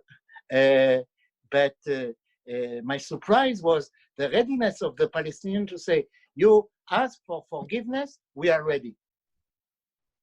But you have to ask. You have to recognize your crime. You have to recognize that you were guilty of, you are guilty. Your people, your state, your army, your sons, your neighbors, maybe yourself. And you have to say, I am sorry. From the moment you say, I am sorry, the Palestinians were so open. I don't know if it will last forever. I even believe that it will not last. You cannot offer your hand time after time and say, okay, it was a past, let's build the future. And then the future is exactly, is not like the past, it's worse than the past. Certainly, a very powerful message and very powerful personal experience that you've talked about, which certainly talks about hope for the future, but also with a warning about what could actually happen. Thank you so much, Michelle, for joining us on Quds Day again. Look forward to seeing you in person. And now I will hand you back to Nazim. Michelle, thank you very much, and thanks for joining us from Jerusalem there. think it's a pleasure to have had Michelle Wojcicki there. And as Reza said, very, very powerful. And, you know, without trivializing anything, but from Jerusalem, 10 points. 10 points for that fantastic and amazing speech. I think the interesting thing there, Reza, is, I think the interesting thing is, I mean, he's there on the ground. He's there living it, seeing it. He's, you know, an activist. And it's not easy when you're amongst, you know, a sheep amongst wolves, if I can use that description, really. If you look at the IDF, and for him to carry on, and as he said, also for the Palestinians to keep on forgiving. I mean, that's just, I mean, that is a wow type of thing, really, isn't it? I mean, how living over here, how do we contemplate that? And it's quite powerful that, you know, that despite all the stuff that has gone on for decades and decades, the Palestinians are still prepared to forgive, providing, and this is important because it's not just about forgiving without the person who's done the crime actually asking for forgiveness. So that difference and is clearly there, and it's something that is very much part of our narrative of justice that is required in terms of being able to move forward. So, but again, it's you know, it's amazing that the Palestinians are continuing the resistance and keeping their humanity in the way that they are moving forward. Yeah, no, absolutely, Reza. I mean, talking about resistance, you mentioned that we saw the way ISIS swept across northern Iraq. We saw it swept into Syria and Daesh, but we also then saw eventually how it was pushed out of Iraq, and now it was dismantled even in Syria. But looking at the Iraqi thing, the reason why it was defeated, i.e. ISIS was defeated in Iraq, was because of the Iraqi people themselves getting together from different backgrounds, again, multi-ethnicities within Iraq, multi-denomination within Iraq, coming together and defeating ISIS. And one of the people who was instrumental in that is our next speaker who's given us a message for Al-Quds. His name is Sayyid Hashim al-Haydari. He's an Iraqi Muslim cleric. He's the head of culture in the Hashd al-Shabi, who were the Islamic resistance bloc in Iraq, who fought off ISIS and liberated their country. So it's somebody who really has seen what it's like to liberate themselves from an evil, and as one speaker said before, somebody who works in cahoots with the Zionist regime. So over to Sayyid Hashim al-Haydari. Bismillah ar-Rahman ar-Rahim. Alhamdulillahi Rabbil Alameen. Wassalatu wassalam ala Muhammadin wa alihi at-tayyibin at-tahirin. Assalamu alaikum jami'an wa rahmatullahi wa barakatuh. في هذا العام تمر علينا ذكرى يوم القدس، وجميع البشرية والعالم الإسلامي والعالم العربي يواجه أزمة الوباء كورونا، والحجر ومنع التجوال والابتعاد الصحي والمسافة التي تراعى من أجل عدم انتشار الوباء تجعل مسيرات يوم القدس محظورة وغير متأتية في هذا العام. وهذه الموانع التي تحول دون انطلاق مسيرات وتأسيس وإجراء هذه الفعالية الإسلامية العالمية المهمة، هذا المنع، هذا الحجر قد يكون سببا إيجابيا، وهو تحويل التهديد إلى فرصة بأن تكون المشاركة أكبر وأكثر عبر الفضاء المجازي، عبر شبكات التواصل الاجتماعي، عبر الفضائيات إن شاء الله في جميع أنحاء العالم. يوم القدس أسسه الإمام الخميني بعد انتصار الثورة الإسلامية في إيران عام 1979، وفي هذا العام جرت أحداث مهمة تمر علينا ومرت علينا ولا زالت تداعياتها، ويأتي يوم القدس ضمن هذه الأحداث. من أهم الأحداث التي حصلت هي شهادة الحاج القائد قاسم سليماني، هذا القائد الذي أطلق عليه سماحة حجة الإسلام والمسلمين السيد حسن نصر الله بسيدي شهداء جبهة المقاومة، وكما أطلق مسؤولو حماس المقاومة الإسلامية في فلسطين عنه بأنه شهيد القدس. كان هدف الحاج قاسم هو تحرير القدس، تحرير فلسطين، وقد أسس لهذه العملية منذ سنوات. وفي كل جبهة المقاومة، فصائل المقاومة، تشكيلات المقاومة، حركات المقاومة تتحرك ضمن هذا الهدف. وهذه الشهادة وهذا الاغتيال الجبان الذي قامت به أمريكا ضد الحاج قاسم سليماني، والذي أعلن على إثره سماحة ولي أمر المسلمين آية الله العظمى الإمام الخامنئي مسألة الانتقام الشديد، وهو خروج وإخراج القوات الأمريكية الغازية من كل منطقتنا، منطقة غرب آسيا. وبالتالي سيكون إن شاء الله زوال إسرائيل هدف قريب المنال والتحقق جدا جدا بإذن الله سبحانه وتعالى. لا بد نحن في العالم الإسلامي وفي العالم العربي وكل الأحرار أن نستعد، وخصوصا الشباب، أن نستعد جميعنا ضمن هذه الأحداث، ضمن المتغيرات، ضمن مواجهة التحديات. لا سيما أن أزمة كورونا كشفت هشاشة وضعف النظام الرأسمالي والمادي والاستكباري في الغرب، في أوروبا وفي أمريكا.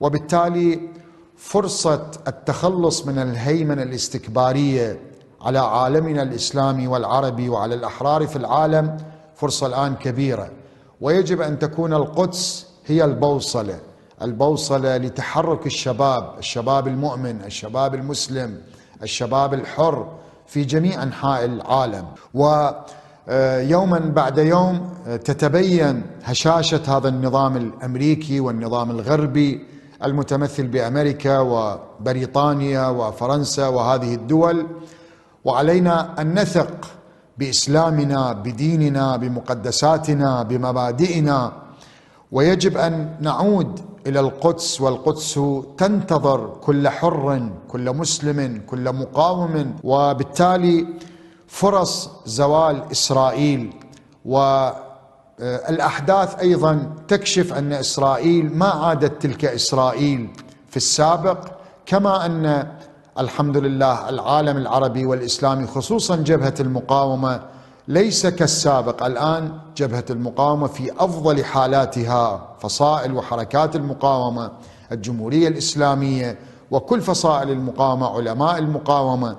اليوم فرصة تحرير فلسطين وتحرير القدس كبيرة جدا. نحن نجدد العهد لفلسطين وللقدس إن شاء الله. كل المقاومين، كل المجاهدين إن شاء الله بوصلتهم وهي القضية المركزية التي أعلنها الإمام الخميني ستبقى إن شاء الله حاضرة، وإن شاء الله سيشهد هذا الجيل، جيل زماننا، تحرير فلسطين، تحرير القدس، وإن شاء الله الصلاة في القدس بإذن الله تحت راية الإسلام والولاية. والحمد لله رب العالمين، والسلام عليكم ورحمة الله وبركاته. Wa alaikum assalam, brother. Sayyid Hashim al-Hadi there with a very powerful and poignant speech. And Reza, I think with Sayyid Hashim, I mean, we owe him a lot. I mean, if it wasn't for Hashd al-Shabi and the Iraqi people coming together and defeating ISIS, God knows what would be happening in the streets of London. We saw what happened when it was running rife in Iraq, with the terrorist attacks happening here. But we owe these people for, stamping out. And again, it's another example of people getting together who want to live in peace, who want to live in justice, who want social decorum coming together, is it not? And I think the message that he kept on talking about and saying that, and it follows on from, in a sense, what Michel Wachowski was saying when I asked him the question about can occupation be ended through discussion? And his message was, as any occupation ended with discussion. And Sayyid Hashim al-Hedri is talking about resistance and the idea of making sure that Quds is going to be liberated and that things need to actually be done. And so it's very clear in terms of the message that was being put out as to what the solutions are going to be on. Yeah, I mean, going from one region of where resistance is going to another region, crossing continents to Africa. I said to you at the beginning of the show, we're all over the world. All the world is covered this year in International Quds Day 2020. And we're going up to Nigeria. And Nigeria, for those who don't know, has a very strong millions of people who come out for Quds Day every single year. Obviously this year, because of the pandemic, things have changed there as well. But we've got Sheikh Muallim Ibrahim Zakzaki. For those of you who don't know him, please Google him, Sheikh Muallim Ibrahim Zakzaki. Incarcerated. Reza, just fill us in quickly, 30 seconds on Sheikh Muallim Ibrahim Zakzaki and his incarceration, illegal in prison. I mean, he's an amazing man. He's got, over the past 30 years, he's built up an amazing following of somewhere in the region of about 20 million people or so. And he's been incarcerated for over 3 years. Just to give you an idea of the magnitude of this man, people have been coming out on a daily basis for the last 3.5 years or so to ask for him to be freed and so on and so forth. And it is continuing. It is a mass movement in Nigeria, and the level of respect for the way that he stands, you know, he's prepared to give his life in terms of the what he believes in, and he's stuck to his guns despite being offered all sorts of things to be quiet, and he hasn't.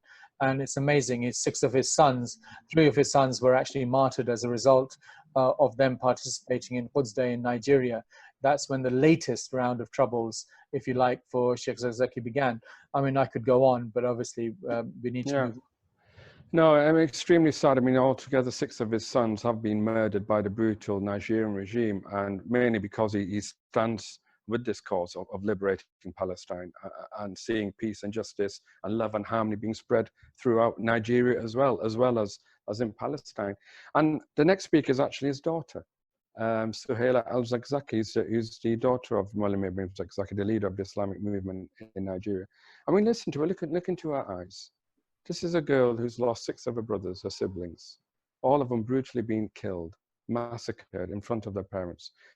Her parents incarcerated illegally, denied medical attention, as her mother, her father.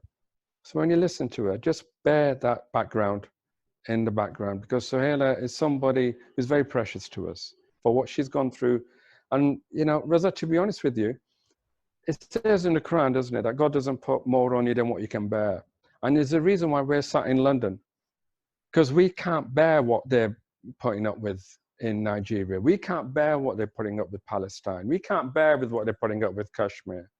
So when we talk about this, let's, you know, look at ourselves. Let's do what we can do. Let's raise the voice for peace. Let's raise the voice for justice. Let's raise the voice for liberation and resistance. So we now go directly to Sister Suhaila al-Zakzaki. أعوذ بالله من الشيطان الرجيم بسم الله الرحمن الرحيم السلام عليكم ورحمة الله تعالى وبركاته. Since the very first year after the establishment of Al-Quds Day, it has been observed in Nigeria, mainly organized by the Islamic movement led by my father, Sheikh Zakzaki. And every year the participation has only increased, with something that started with only a handful of people to now millions joining every year in over 25 cities across the country. Sadly, the Quds Day has faced threats from the Nigerian authorities over the years. They have harassed and attacked various processions and other events, arresting, assaulting, and in some cases even killing many on different occasions during Al-Quds Day. For most of us, we continue to observe and commemorate today despite the threats, because we understand that whatever has been done to us is only a fraction of what our Palestinian brethren have seen and experienced since the occupation of their land, of their home.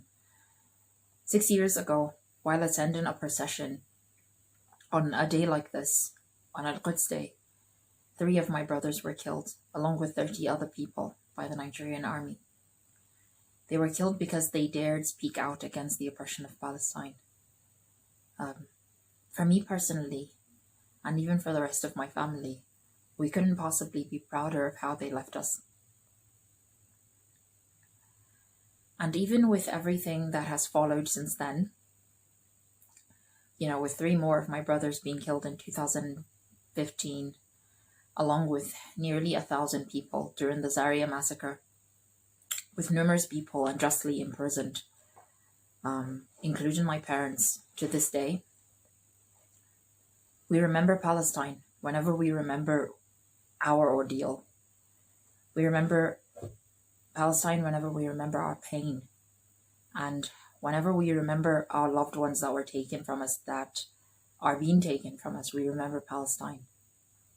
Whenever we strive to find justice, or we yearn to have justice for what has been done, we remember Palestine, because we realize that so many families and so many people have been experiencing something that we can only consider something that is similar it cannot possibly be something that we see as equal, but something of some type of similar sense in terms of loss of people in your family or something of that nature, of injustice done to you. Even though this year we're unable to go out in the streets, we fly the Palestinian flags today to continue to show that we stand with Palestine and to continue to denounce the oppression of Palestine. And we will continue to, inshallah, observe the Quds Day and continue to show our support for Palestine and continue to speak out against the injustice that is being done to Palestine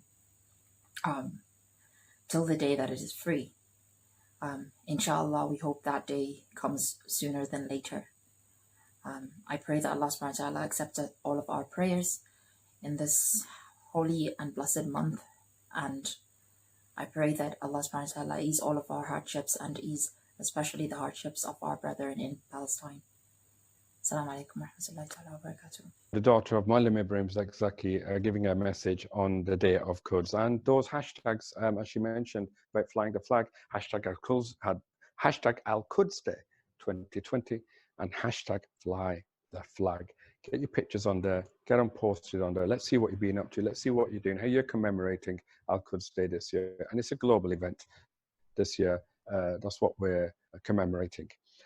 And moving on to another speaker who's not just a speaker, he's an academic scholar, somebody who's written many books, and just Google his name and you'll see a list of books that he's written all about what's going on in Palestine, in occupied Palestine. I am talking about Ilan Pappé, who was referenced. In fact, we saw the cover of one of his books in Mizan's, the poet's poem there.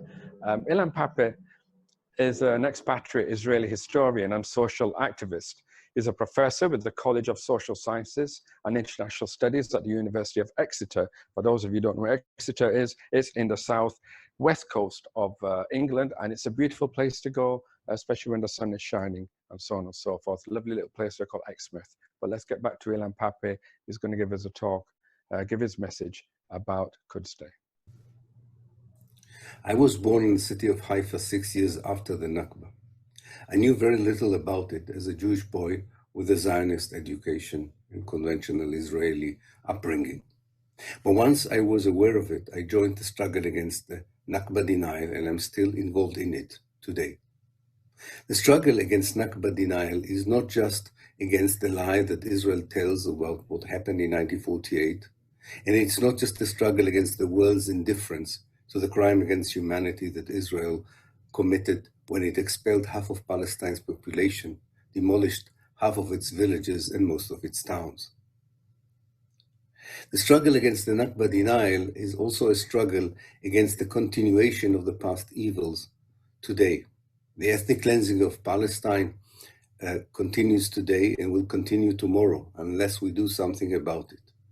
Now more than ever before, Palestinians need our commitment and our solidarity.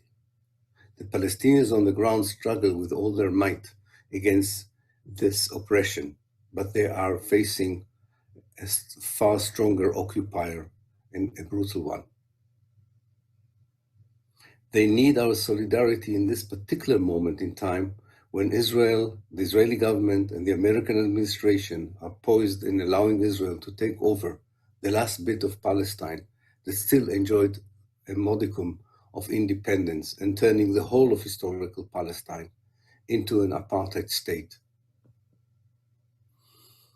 The struggle against the Nakba denial for me is also a clear understanding that without the full implementation of the Palestinian refugees' right of return, there is no peace and there is no reconciliation.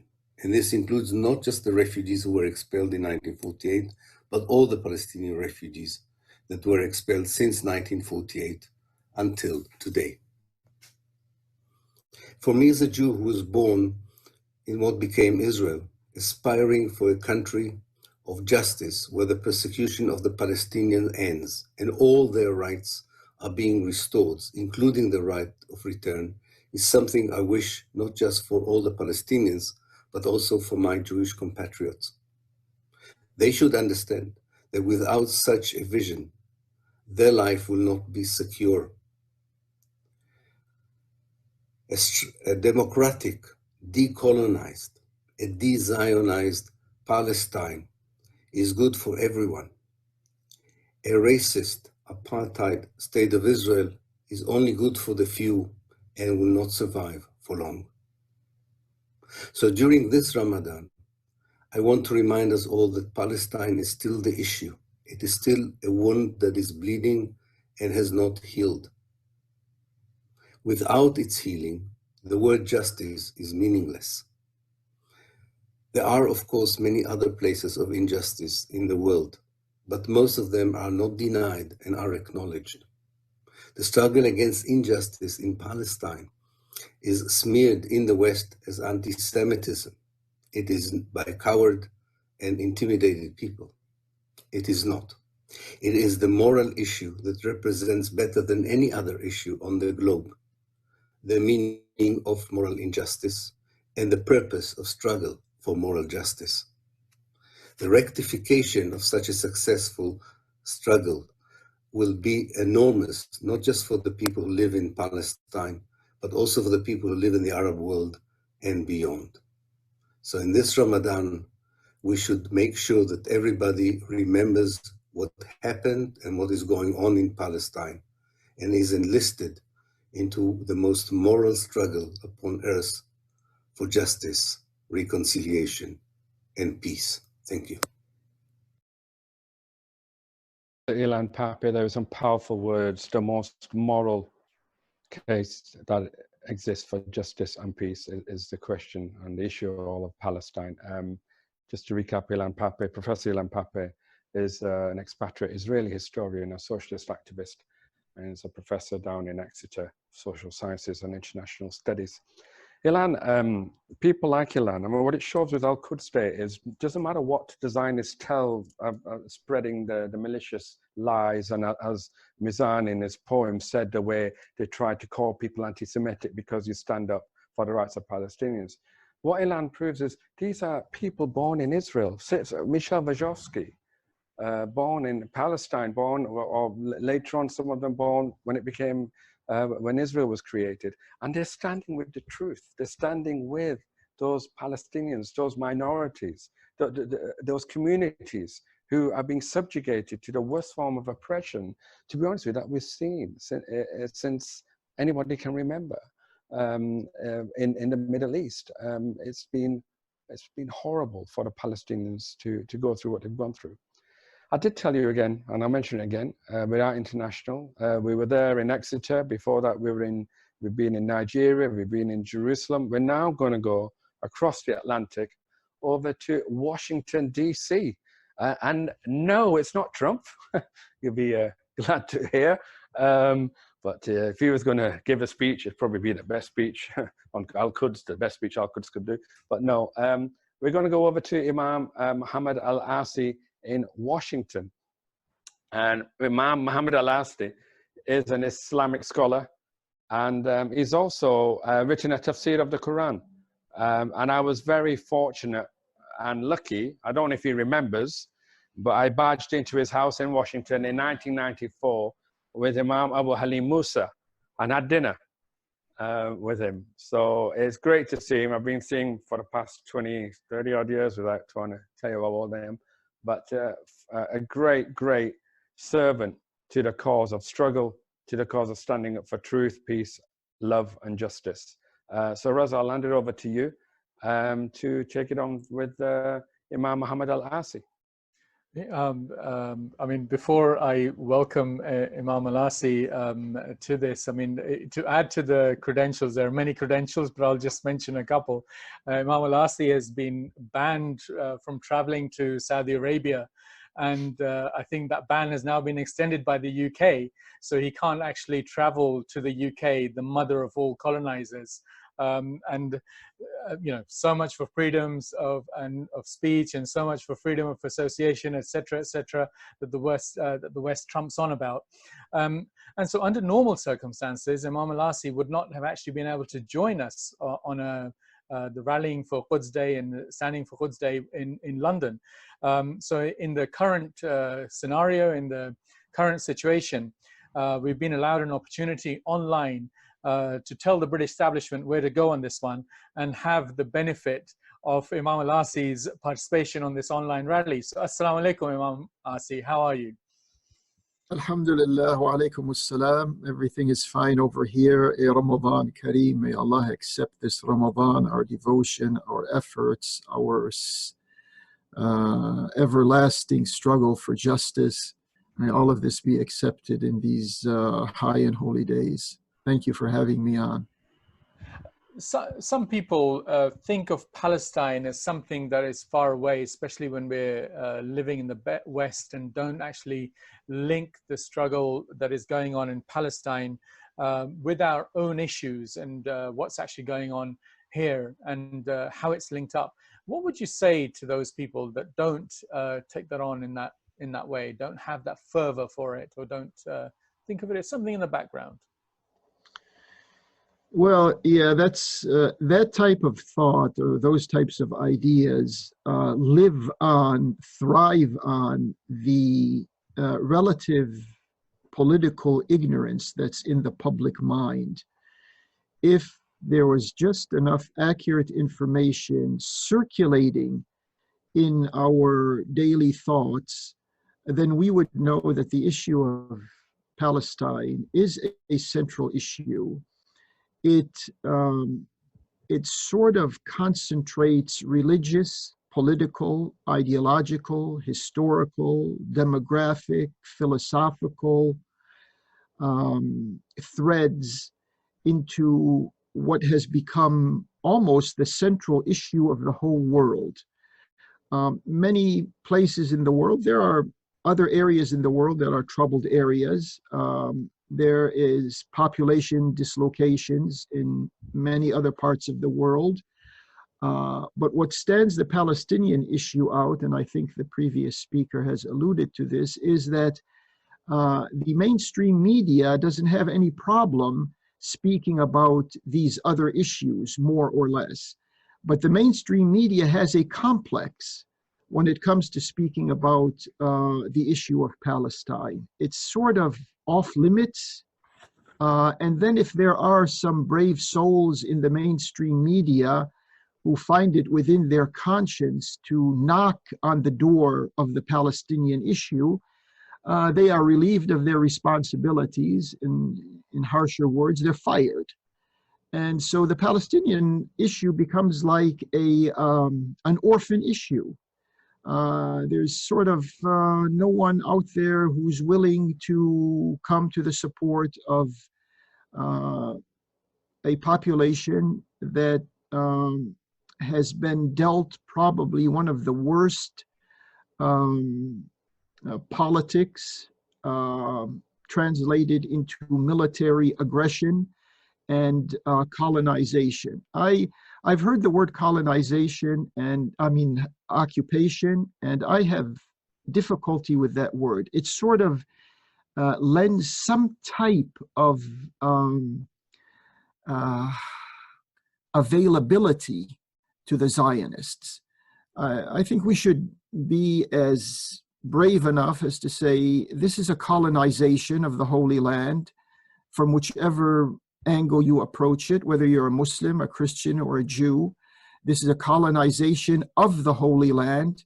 There are European colonizers who hijacked the Jewish religion and try to explain it in humanitarian Zionist terms at the expense of creating another humanitarian problem. And so my request is try to replace the word occupation with the word colonization. So at least in our choice of words, we have more punch to them, more fuel in them than the otherwise defensive words or imposed words on us. I think that sort of, and along these lines, what comes to my mind at this moment, and there are other issues, of course, there's talk about the right of return. And that's also another one of these catchphrases that is tucked into diplomatic language. And we should get rid of this right of return and go on the mental offensive and replace it with the right to stay. There are certainly some of the Jewish faith who have the freedom to settle in the Holy Land. But there are definitely many more others who don't have the right to be there.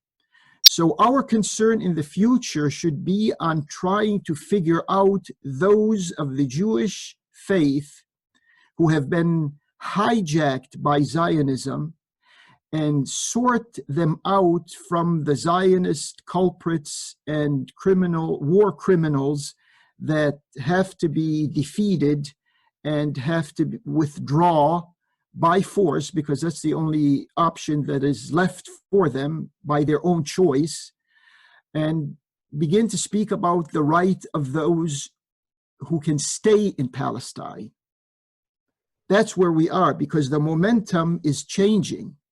It's no longer that they have the Zionists with their military capabilities and with their military programs with the United States military and all of this, and they used to scare people. I remember when I was in Beirut back in the late 60s, early 70s, when there were even some psychologically defeated individuals. Some of them may have been Lebanese, some of them may have been Palestinians, who thought... In here, Imam Asi, I mean, you said the momentum has changed. I want to take that a little bit further. You know, not every Jew is a Zionist, and not every Zionist is a Jew. You know, today we've got Zionist Jews, Zionist Christians, of which you have a strong lobby in the US. And also we've got Zionist Muslims. For example, the Mayor of London, Sadiq Khan, is a Zionist, and our ex-Home Office Minister, Sajid Javid, is a Zionist. Although he's not quite sure sometimes whether he's a Muslim or not. People say that as a result of this expansion of the Zionization of the political space and more people being Zionized, how can you say that this is changing, and what would you say to that narrative? Yes, I would look at this with two layers. We're speaking about two categories of people. There's definitely in the elitist segment of the world, meaning in the governmental establishments, the upper crust of all of that, or most of it, is either Zionist to the core, as is the case in the United States, as is the case in Britain, and in other such quote-unquote advanced countries. And then there are Zionists, there are those Zionists who are sort of going with the trend. If they see the wind blow in the Zionist direction, they will definitely blow with it. If they see the wind blowing against the Zionist direction, they will have nothing to do with it. So we have, this is the elitist classes of the world. But then on the other hand, we have the popular classes of the world, the people's classes of the world. And they are to be found all in the whole world. They are the majority of the world. And there is now, I think, in my reading of world events, there is a conscientization of the peoples of the world against the elites of the world. Now, they don't, depending on, whether you're on the political left or you're on the political right, and this is where much of this awareness is beginning to thrive on what is called the political right or the political left. And depending on the terminology and the language and the choice of words, if we bypass all of that, we recognize that there is a shift, a very significant shift in the world. You take just our current affairs. There were, before this COVID-19, there were demonstrations almost in all continents, massive demonstrations in all continents of the world. And this is another expression, just a symptom of this conscientizing of the peoples of the world. And eventually this people's movement is seeking justice. And the pursuit of that justice in and of itself is de-Zionizing the elites. And on that note, I'm going to have to interject here. I'm afraid, I think it's always great to hear from you, and I wish I could hear you for longer. Unfortunately, the time of this rally is confined. So I'd like to thank you, and I hope, inshallah, we'll be able to meet again in the future. Probably not in the UK, but some other country, no doubt, in the future. Thank you so much for joining us. I'll hand you back over to Nazim. Shukran, thank you so much for your wonderful contribution there. And it's always a pleasure to see you. And as Raza said, we hope to see you somewhere. And I don't know if they'll let me back in Washington, but I'd love to come and have dinner with you again, inshallah. Jazakallah khair. Thank you. Thank you. The beautiful thing of this year's Al-Quds, Raza, is that we can pop over from left to right, from continent to continent, from Muslim to Christian to Jew to a person of no faith, just like that. And the next speaker is Professor Haim Breshith, who is a filmmaker. I hope I pronounced his name right. My apologies if I didn't. Professor Haim Breshith, who is a filmmaker, photographer, and a film studies scholar, and from the Jewish Network for Palestine. Let's go listen to Professor Haim Breshith. Greetings to you all on this day of Holy Ramadan from brothers and sisters of Jewish Network for Palestine, sister organization of Jewish Voice for Peace in the US. Our members are with you today, thinking of Palestine and the suffering of its people under a brutal colonial regime lasting more than 7 decades. This year, we are unable to march in London in support of Palestine due to the corona plague which has taken over the world. To the usual brutality of the settler colonial Zionist militarized state has now been added the malevolent and inhuman destruction of emergency hospitals for treating COVID-19 patients in the occupied territories of the West Bank. The life and health of Palestinians coming under the responsibility of the illegal occupier never has had any value during 72 years of this brutal occupation. Israel continues to ignore international law and the undertakings included in the Fourth Geneva Convention, of which it is a signatory.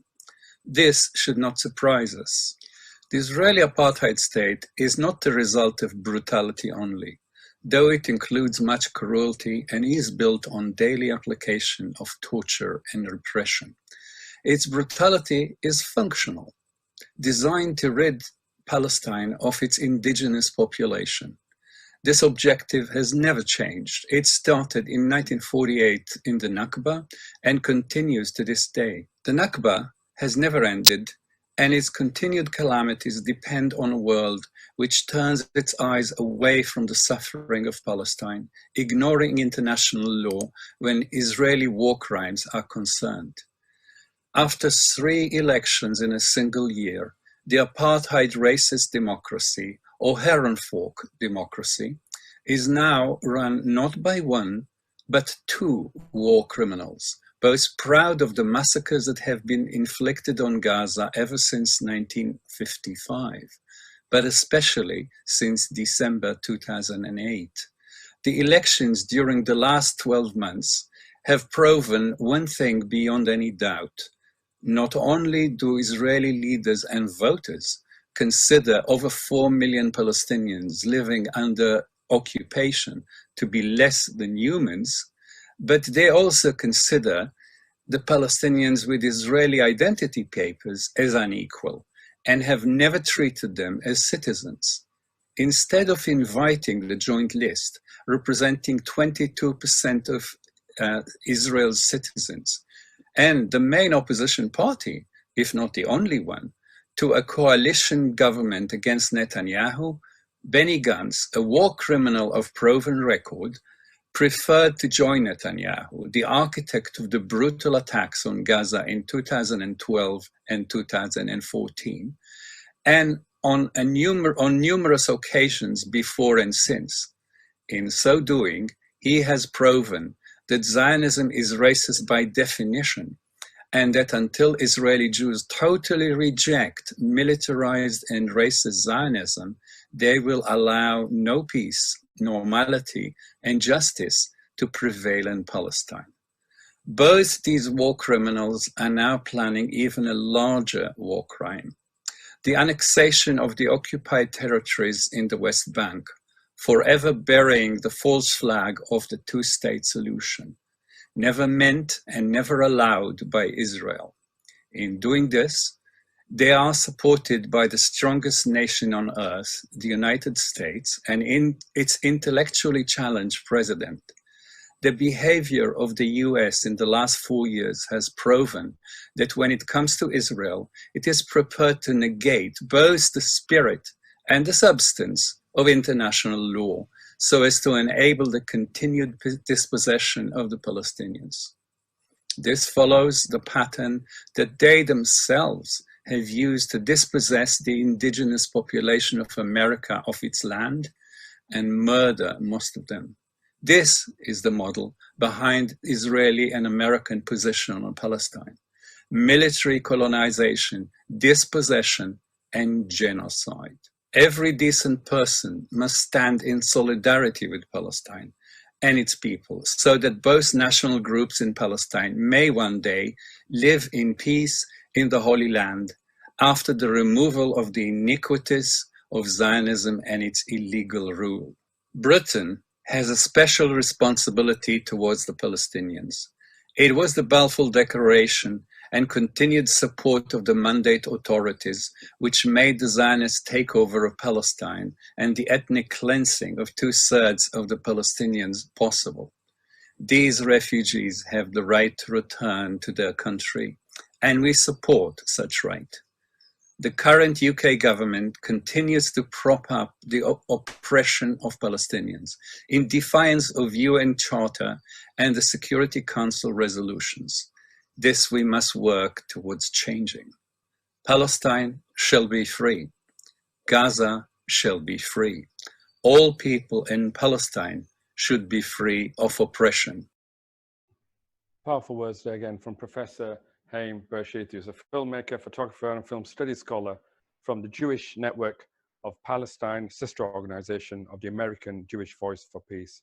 Pertinent words there from the professor, really something we need to go back on some of these and re-listen to them again in order to pick up all the points. I don't think it does it justice to any of these speeches or messages we've received just to hear them the once and, you know, go back to them and do listen to them again.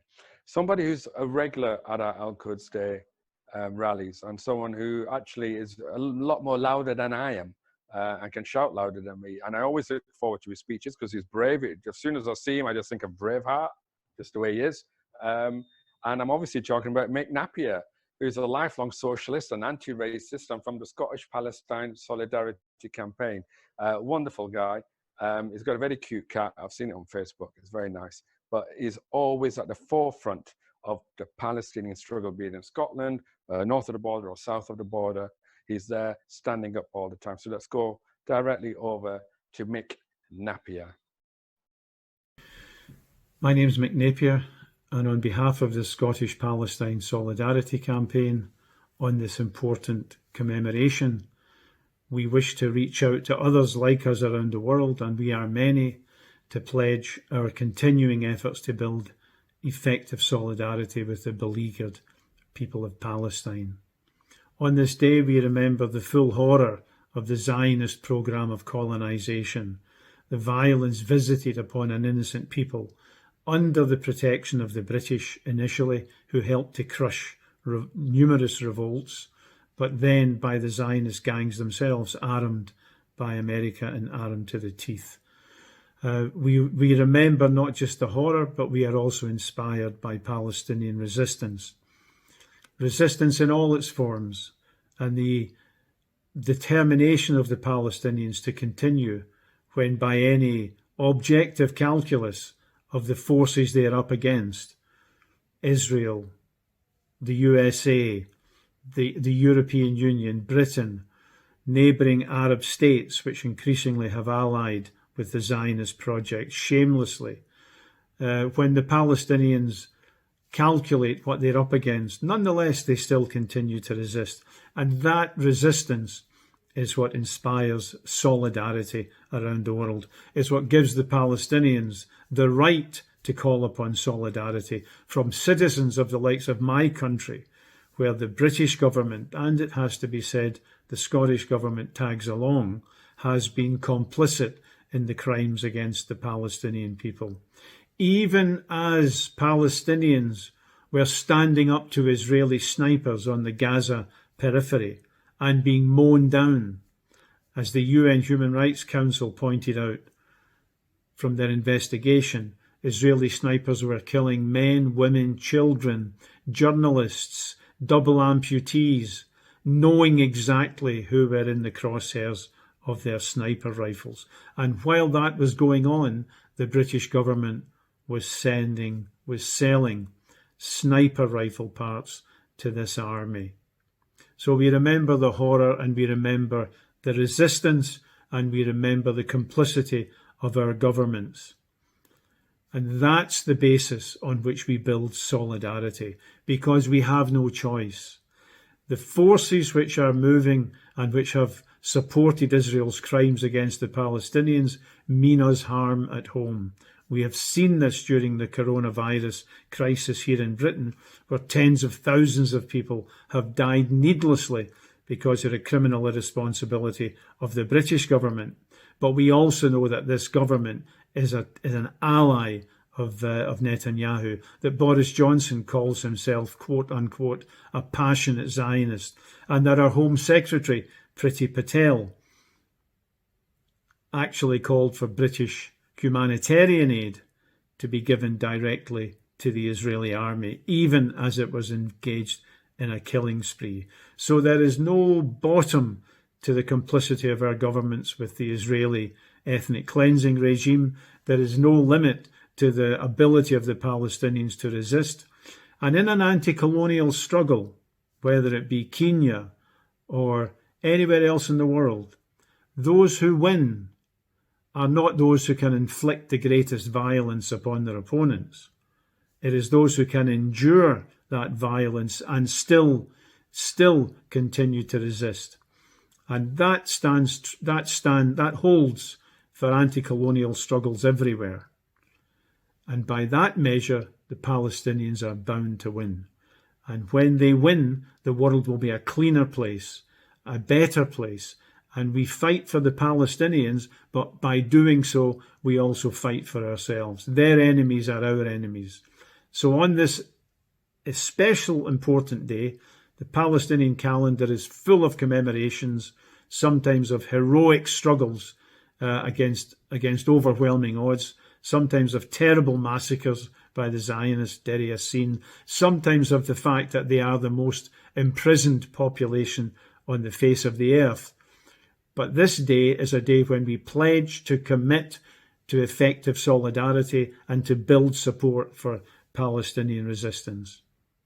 The most powerful Mick Napier, or Napier, as he probably say it with a Scottish accent, and that's probably the right way to pronounce his surname. speech there. Fantastic campaigner, tireless campaigning, and he is our braveheart when it comes to the Quds Day demos. He's always there at the forefront. And another person who's normally always there at the forefront, taking all the flack from the Zionists, you can imagine, from the right wing, from the fascists that joined them, all the right wing organizations. Those of you who don't know, we get a lot of them joining the Zionists here in London. They're all bedfellows. Is Sheikh Mohammed Saeed Bahmanpur, who's an Islamic scholar who until recently was based in the UK, but is now continuing his work in Iran. So let's go to what will be, I can guarantee you, I've not heard it, but will be an amazing speech by Brother Sheikh Bahmanpur. In the name of our Lord, the compassionate, the merciful.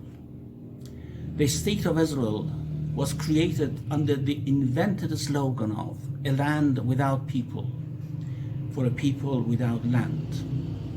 But in reality, it was driving out the people from their homes, for people who already had homes.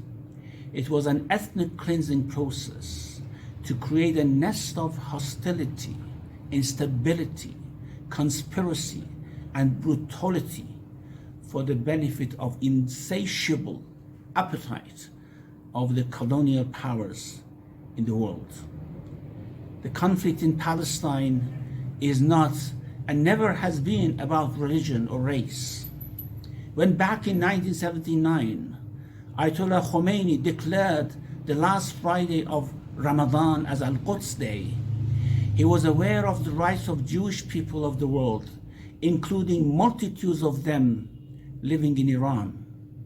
The question in Palestine is not about religion.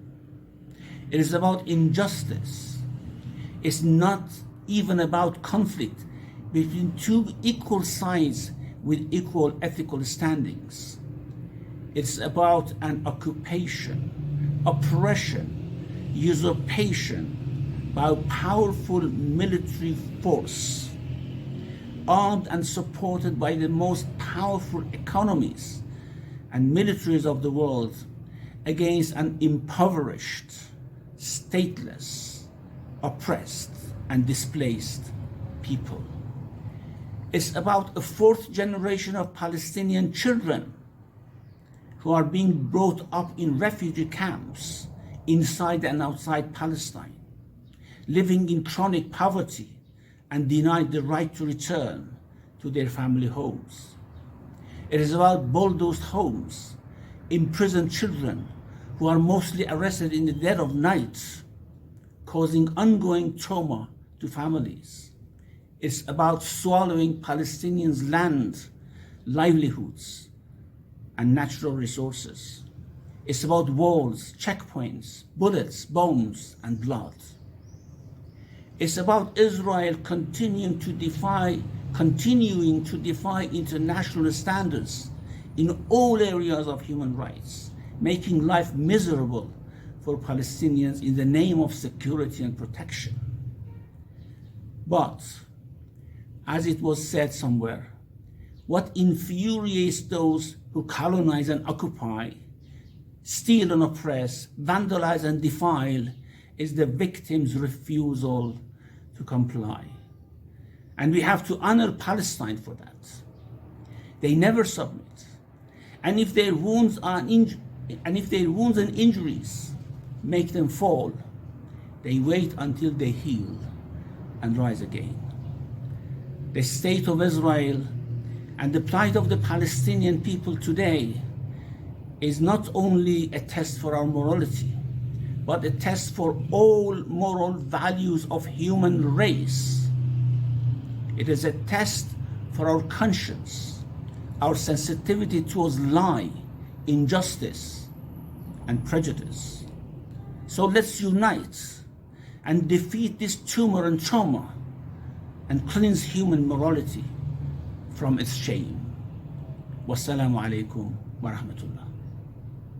The speech there by a message there by Sheikh Bahmanpur, who's always been a pivot in the fight against Zionism, especially at Al-Quds Day in the UK, and never mixes his words, straight to the point. So, like I said before, listen to these speeches over and over again, and you'll pick out different things all the time. And let me remind you, because I hear they're getting a bit of a pasting, hashtag Al-Quds Day 22 and hashtag Fly the Flag.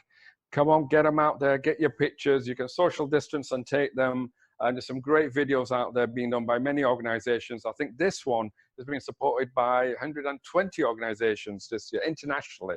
And you've seen just some of that representation through the speeches we've had. So it's been absolutely fantastic. And like I said, we're not just about speeches. We're not just about academic scholarship. We're also about the spoken word. And I'm going to go directly now to a really good, well-accomplished poet, Nargis Khan.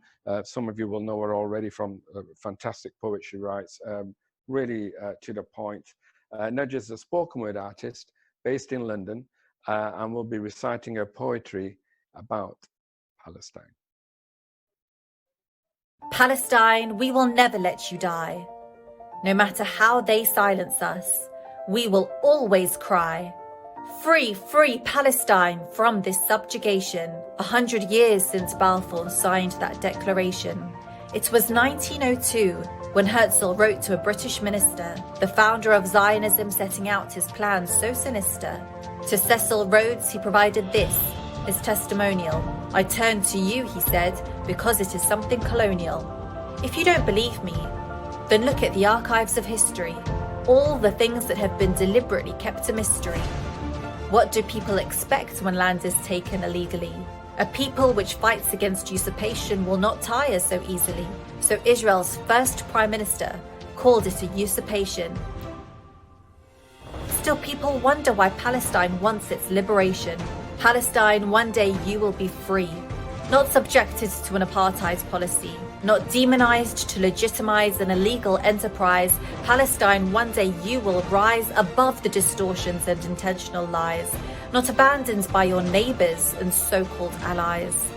Palestine, one day you will be free, not relying on the empty solidarity of dictators and autocrats who have sold their souls for power and pride, for monetary goals. Palestine, you teach the meaning of resistance, how to stay strong when facing the oppressor's insistence. Nobody but you understands the sacrifices you've made. Nobody but you knows the price that you've paid.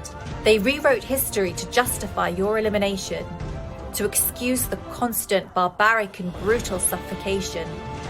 They said you never existed to make it acceptable, to steal your land and inflict such terrible pain on your children, an innocent population, hundreds of checkpoints enforcing segregation between Israelis and Arabs, exposing the hypocrisy of the Middle East's so-called only democracy.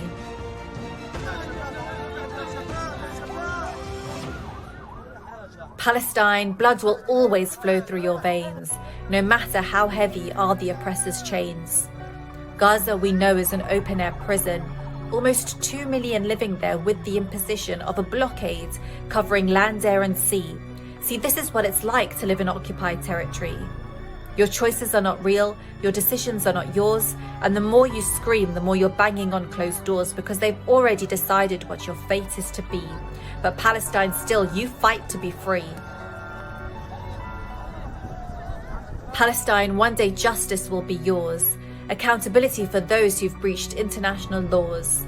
The propaganda they use to tarnish your reputation will be exposed for what it really is, a means of manipulation, to create a unified picture in the world's imagination of the violent Muslim who can't control his illogical frustration.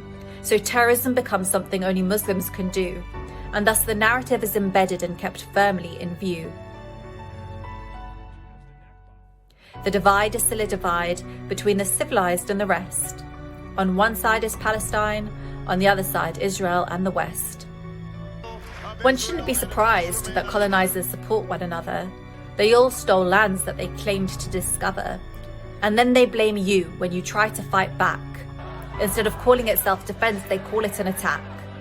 But Palestine, we know who is really the aggressor, and we will stand with you for justice against the oppressor. Palestine, one day you will succeed. The wounds will heal and you will no longer bleed. Occupation will no longer define your state. Colonization will no longer be up for debate. You will no longer be forced by anyone to pay for the crimes of Europe. Instead, you'll pave the way to a new era where all the things you were denied will be rooted in your soil, truly unified. Wow.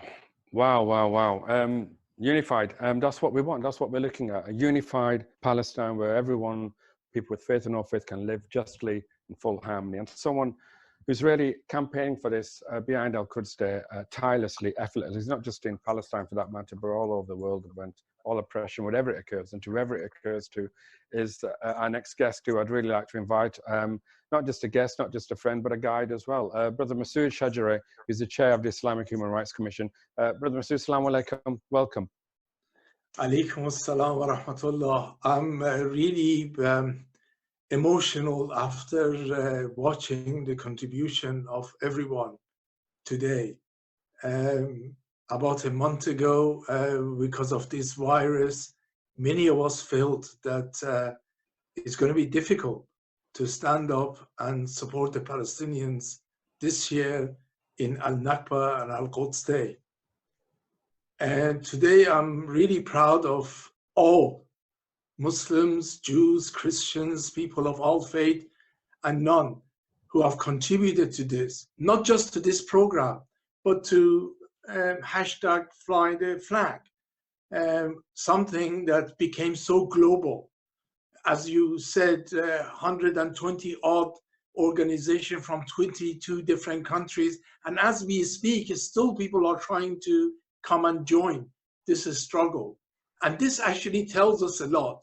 It tells us that the ordinary people in our communities right across the world, in the West and the East, the North and South, are committed to stand up for justice.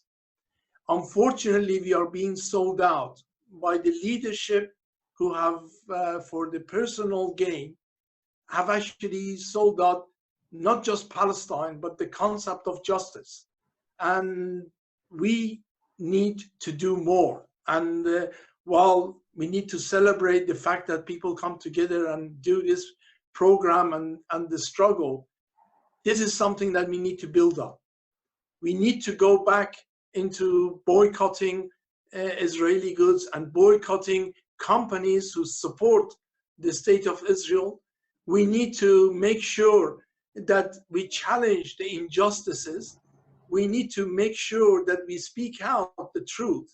And also, we need to make sure that those who are community leaders for us all around the world, if they have been gotten at and they start silencing themselves, zipping out their mouth and not speaking out against injustice in Palestine, we need to expose them, we need to question them, we need to hold them accountable.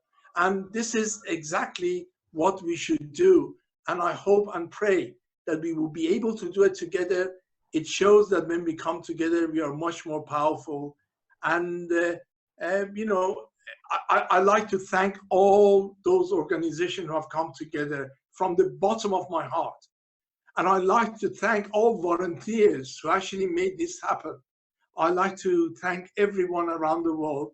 And this shows we could do it, and we will do it, and we will not do it just once a year. We will actually increase our vigorousness until Palestine is free. Yeah, I mean, it's like a bouquet of flowers, the Al-Quds Day. Because we have different, like in a bouquet, we have different colors. Each one's got its own fragrance. And in this bouquet of Al-Quds, we have people from different parts of the world, different nationalities, different religions, different backgrounds, people with no religion. The whole shebang is there.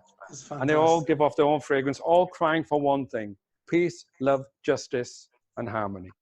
Wouldn't you agree? And equality. Coming together to stand together and recognizing that really the first way forward is to get rid of Zionism. As all the speakers articulated, you can't sort of bring justice, peace, and tranquility to that region while the ideology of racist, colonial ideology of Zionism continues. Masood, thanks isn't enough for what you guys do at IHRC and yourself in particular, and army of people behind you and the volunteers behind you. But that's all we can offer is our thanks. Continue the good work, continue the fight. We're all behind you. All these 121 organizations representing 20 odd countries are all behind you, and many more. We're getting messages as this is going out of people lending their support. So thank you for your support. Can't thank you enough. And you know, hopefully, let's see where we are next year. We're either in the streets of London or we'll be back in the same. Maybe we'll do both. Why not? You know? Maybe we'll be in the streets of Jerusalem. The streets of Jerusalem. I could be walking with Michelle Wojcicki, and you know, it would be great, Rosa. But Rosa, in summarizing of today, it's been Al Quds Day 2020. It has been different. We said that at the beginning, at the top of the program and broadcast. But it's also been really, really eye-opening, hasn't it? Because of the different type of speakers they've managed to get in together in one go this time, and what's been said, very clear. Absolutely, and the idea of ending this occupation, ending this colonization, is not something that can be done through discussion, through negotiation, or anything like that. That's something that's been made very, very clear. Reza, thank you so much for all your hard work as well, and thank you for all the people behind this broadcast. Thank you to everybody who's been watching, who's been listening. For those who'll be watching after, in a week's time or 2 weeks' time, we'll find it on Facebook or on YouTube or on various websites. Thank you to all the speakers for all their time.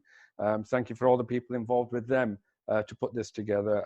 Really, really grateful. And thank you for the people who've been buzzing around in my ear and Reza's ears for the last couple of hours. Thank you. And as we say, hashtag Al Quds Day 2020, hashtag fly the flag. And from the river to the sea, Palestine will be free. Ciao, Bella.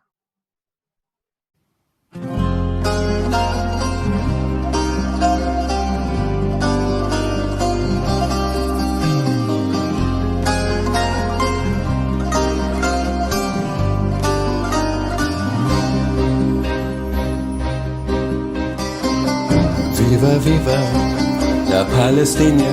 Ciao, bella, ciao, bella, ciao, ciao, ciao. Viva, viva la Palestina. She'll be free from the river to the sea. Del partigiano, let's come together. Oh, bella, ciao, bella, ciao, bella, ciao, ciao, ciao. Del partigiano, let's come together. One day she will be free. It's going to happen one day for sure. Oh, bella ciao, bella ciao, bella ciao, ciao, ciao. It's going to happen one day for sure. That Palestine will be free. That Palestine will be free. Our spring will come in Palestine. Oh, bella ciao, bella ciao, bella ciao, ciao, ciao. Our spring will come in Palestine, and everyone will be free.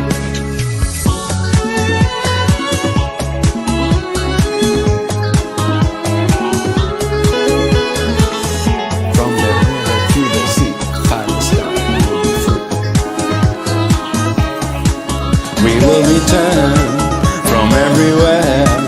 Oh, bella ciao, bella ciao, bella ciao, ciao, ciao. We will return from everywhere, drinking tea in our homes. From everywhere, drinking tea in our homes.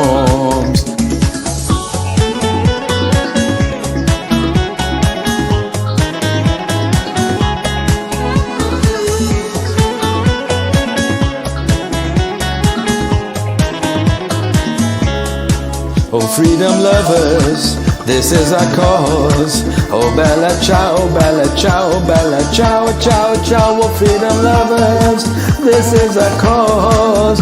Resistance for liberty. Viva, viva la Palestina. Bella ciao, bella ciao, bella ciao, ciao, ciao. Viva, viva la Palestina. She'll be free from the river to the sea.